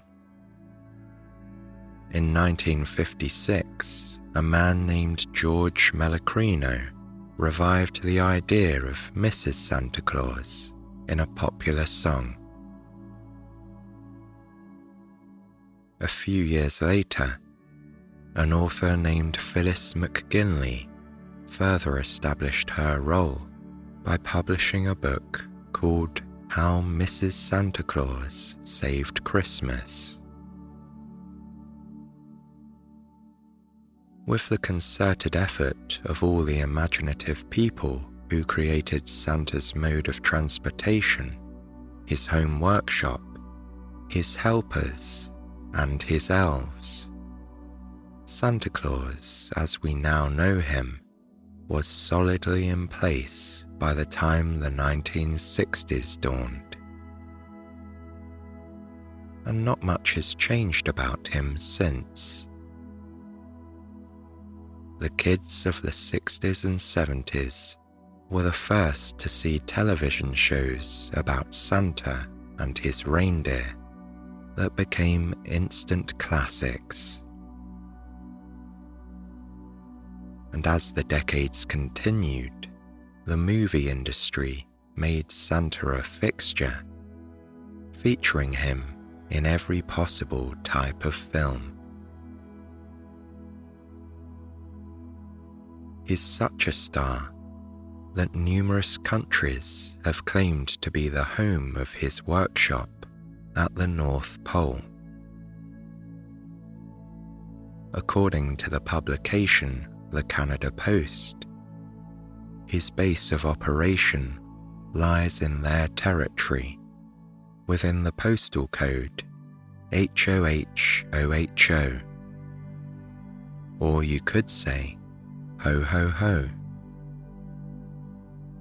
Playing up this theory, in 2008, the Canadian Minister of Immigration and Multiculturalism awarded him Canadian citizenship, declaring he had the automatic right to re-enter Canada once his trip around the world is complete. The town of North Pole, Alaska, bears the motto, "Where the spirit of Christmas lives year-round," and is home to the Santa Claus house. There, people can take photos with the man himself and even post letters with an official North Pole postmark and Santa seal. Norway, Greenland, and Finland are among the countries who also lay claim to Santa's jolly home base. The jury is still out on which one is correct. Perhaps he spends a little bit of time at all of them. In the modern Santa-loving world, his cheerful image continues to be a huge part of Christmas, which is now celebrated by many people who have no religious ties to the holiday. World records are available for the most curious Santa-related goals, such as the largest collection of memorabilia, the longest-serving Santa impersonator and the largest gathering of Santas. Although he offers a vague warning about lumps of coal for naughty children, his role as disciplinarian has become somewhat lost in the annals of history. Like the Father Christmas of old, he is now mainly a bringer of joy to children and adults alike. The modern spirit of Santa is well represented in a playful 1950s tune called Man with the Bag, which was popularized by singer K-Star. Full of exciting predictions about his arrival, the song sums up the enthusiasm for Santa with the final verse, which encapsulates the happy togetherness he promises. The lyrics say, "He'll make this December the one you'll remember, the best and the merriest you ever did have. Everybody's waiting, they are all congregating, waiting for the man with the bag." The Santa Claus we all love today was shaped partly by the winds of change and partly by the imagination of artists. So, this Christmas Eve, whether you celebrate the holiday or not, you might log in to the NORAD Santa Tracker, or perhaps read aloud those famous words of the authors who envisioned the man. Because somewhere, the generous and gift-giving spirit behind the visitor in the red suit is there for you. Somewhere, the spirit of Saint Nick is waiting to make your life just a little bit more magical and to bring the wonder of childhood back to your dreams. If you listen carefully enough, you might just hear sleigh bells. We are wishing a warm and cozy festive season to all of Santa's fans tonight.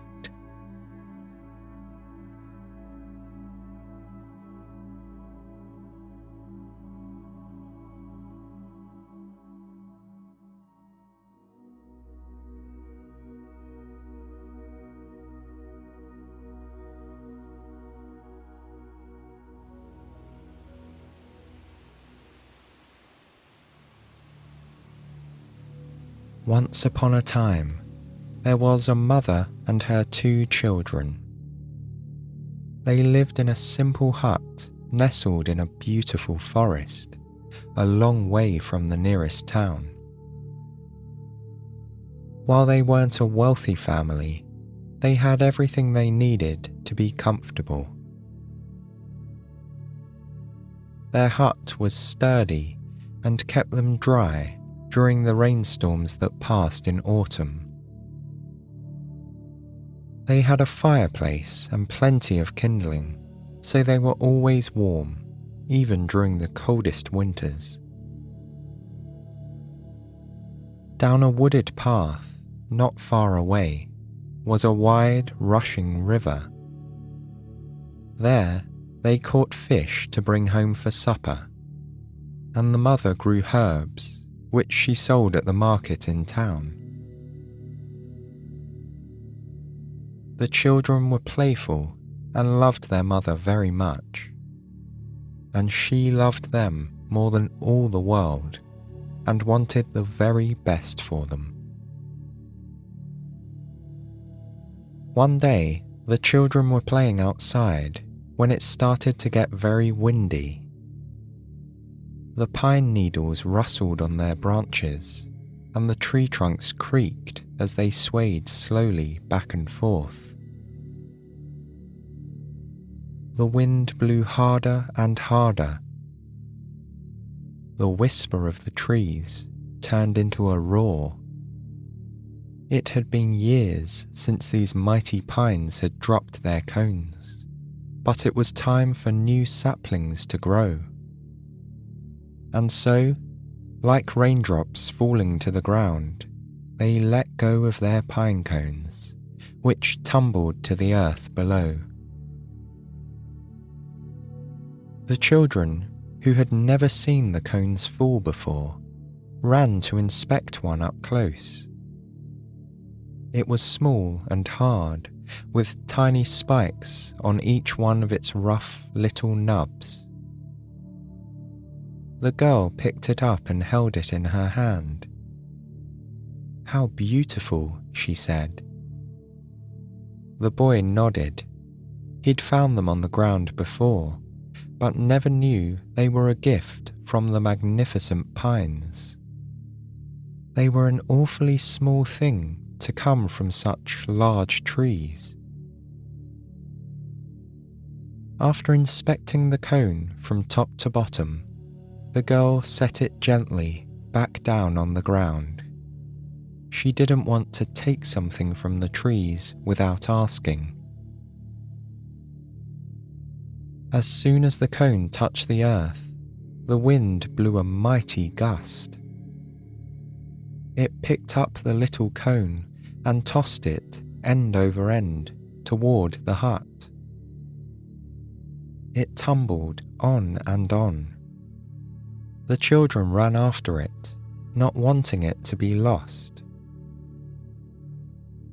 The wind blew again, even harder this time, and the wooden door to the hut flew open.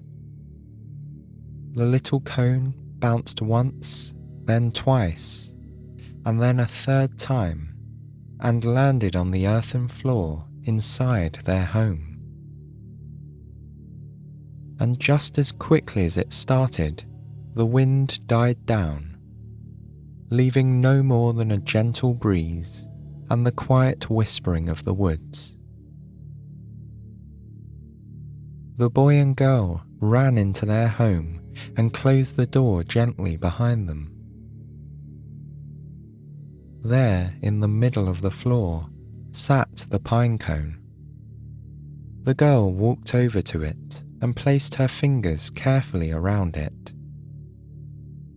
But as hard as she tried to pick it up, the cone refused to budge.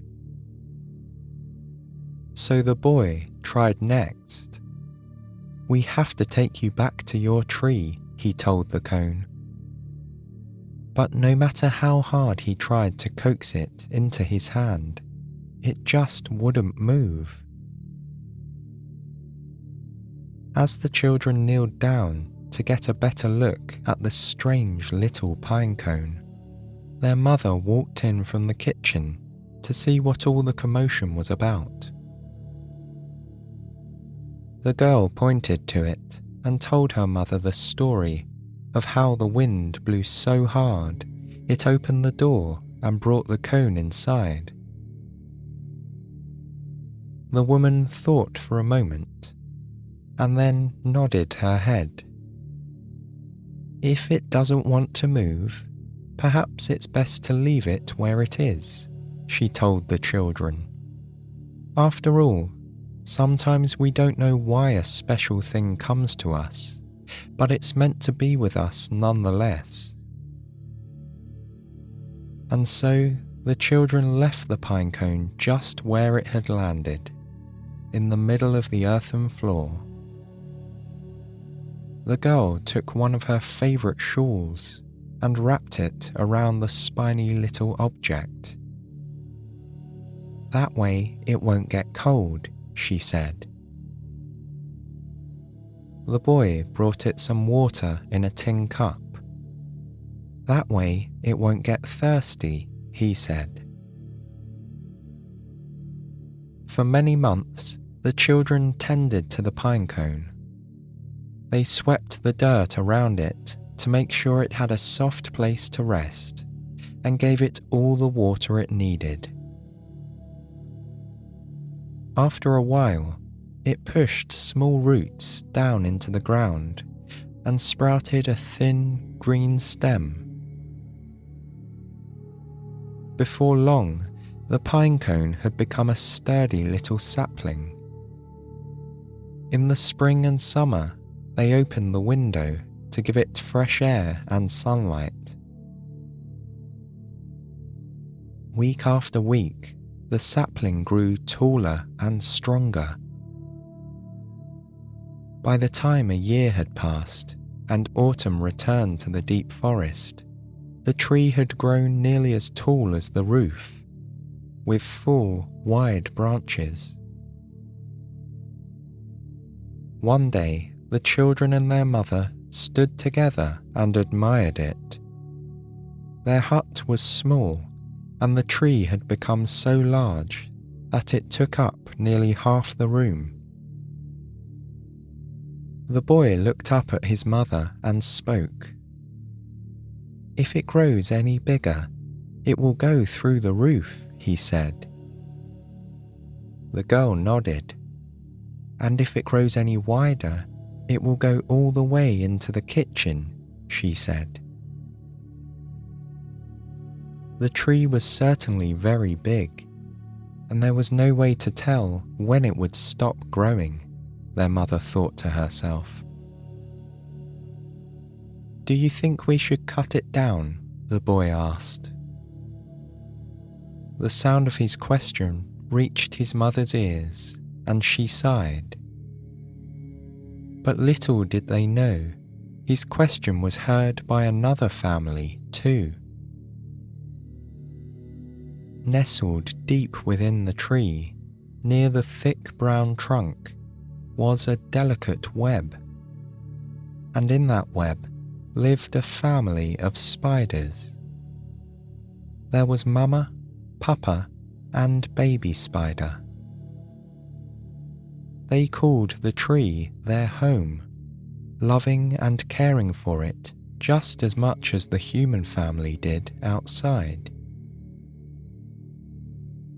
Every morning, Mama and Papa tended to the web, making sure it was strong and symmetrical. In the afternoons, they took a leisurely stroll together up to the very top to enjoy the view. They liked to watch the human mother cook delicious meals in the kitchen, and the children play with acorns outside. Sometimes they would overhear snippets of conversation between the people. Over the last year, they'd come to know them very well. They knew the children's favourite foods and the mother's hopes and dreams. Even though the humans were enormous, the spiders thought of them fondly. And so, when the boy asked his mother if they should cut the tree down, the baby spider gasped. He tugged at the web to get his mama's attention. "Mama," he asked, "did you hear what the boy said?" "Yes, I heard it," she said. "What will we do if they cut down our tree?" the baby asked. His mama sighed. "We will just have to find another home," she answered. So was the life of small creatures. When the larger ones changed the world around them, it was up to the little ones to adapt. This she knew. Mama and Papa loved their home in the tree. It was cool in the summer and warm in the winter. With a roof over their heads they never had to worry about snow falling on the branches or their web icing over on chilly mornings. They had everything they needed right here. If they had to move back outside and find a new tree to call home, their life would be harder. "But we will manage if we must," said Papa. That was the way of things. Beyond the branches of the tree, the human mother stood and thought about her son's question. Should they cut down the tree? It was getting very large to manage, that was true. But she remembered how it came to them. On the day when the winds blew strong, the forest gave them a gift. One small pine cone that had tumbled onto their earthen floor, and when the children tried to pick it up, had it not refused to move? In that moment, she remembered the words she had spoken to her children a year ago, and she repeated them once again. Sometimes we don't know why a special thing comes to us, but it's meant to be with us nonetheless, she said. It had been decided. The tree would stay in their little hut. It would not be cut down. Deep inside the branches, the spider family cheered with joy. Their home had been saved. They could stay here in their beautiful web, safe from the cold, snowy winter that was to come. And it surely did come. The skies were dark and the winds blew harder than they ever had before. The nights were long and cold. Day after day, the snow poured down from the sky and left a powdery blanket on the ground. It grew thicker and thicker and piled higher and higher. Soon it was hard to open the door of the hut. The snow pushed up against the wooden walls. The children and their mother shoveled it away as much as they could, but every night it snowed more, and their work would have to begin again. It was a hard season for the mother and her children. They had enough food stocked up to make it until spring, but there would be no trips to town for some time. And so they spent the days and nights together, telling stories by the warm fire. The mother told her children tales of faraway places, of turquoise oceans and warm breezes. She told them of princes in distant lands and of magical creatures that lived in the sky. As she spoke, everyone listened closely. Everyone, including the spider family. Deep in the branches of the pine tree, they nestled together in their web, enjoying the warmth of the fire.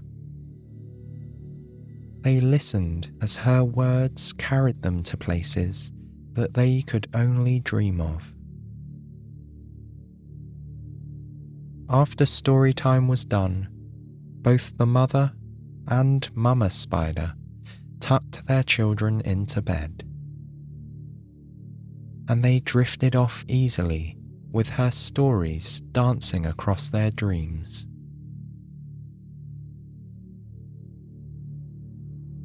One morning, the week before Christmas, the boy and girl rose early. Every year they'd go into town on precisely this day for a very special trip.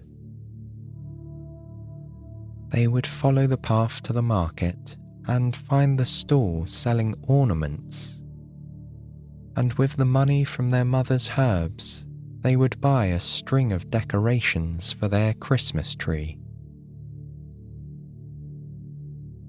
The boy and the girl pulled back the covers on their beds and ran into the living room, where their mother was tending to the tree. "It's time to go to the market," they said, tugging at her dress. But instead of packing up their bags and preparing for the walk, their mother shook her head. "The snow is too high for us to make it into town," she said. "And even if we could, this winter has left us without enough coins to buy any decorations until I can sell more herbs." The children were downcast. Without decorations, the tree would be the same as always. It wouldn't look like Christmas. As the days passed and Christmas Eve neared, the children couldn't find the holiday spirit. They frowned at the cold wind and the snow for making it too hard to go to town. Even their mother seemed gloomy these days. She wanted to make her children happy and give them everything they desired. But this year, it wasn't to be. On Christmas Eve, she put them to bed and kissed them each upon the forehead. "Tomorrow will still be special," she told them, though doubt lingered in her mind. The two children nodded. And so the mother blew out the candle beside her bed, and the family slept, with the cold wind howling outside. Little did they know, another family had overheard their story. For days, Mama and Papa Spider had watched the disappointment settle upon the faces of the human children. They knew what it was like to be parents and want the best for your babies. On Christmas Eve, they watched the mother and her children go to sleep, and they heard the wind howling outside. "It's so nice and warm here," Mama Spider said. "We don't have to worry about being in the wind and snow," Papa Spider replied. And it was all because the mother had decided not to cut down the tree. "Perhaps there is something we can do in return," Mama Spider said. "I know what we can do," Baby Spider chimed in. "We can decorate their tree." What a wonderful idea, thought Mama and Papa.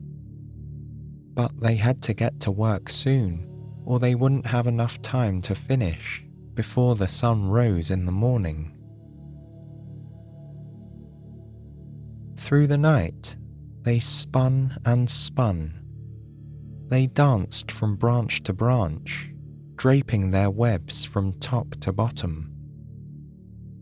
For hours, they worked together, drawing intricate patterns, like the lace of a shawl. Just as they had finished the topmost branch, they saw the red glow of the early morning sun beginning to push above the horizon. On Christmas morning, just after dawn, the children began to stir in their beds.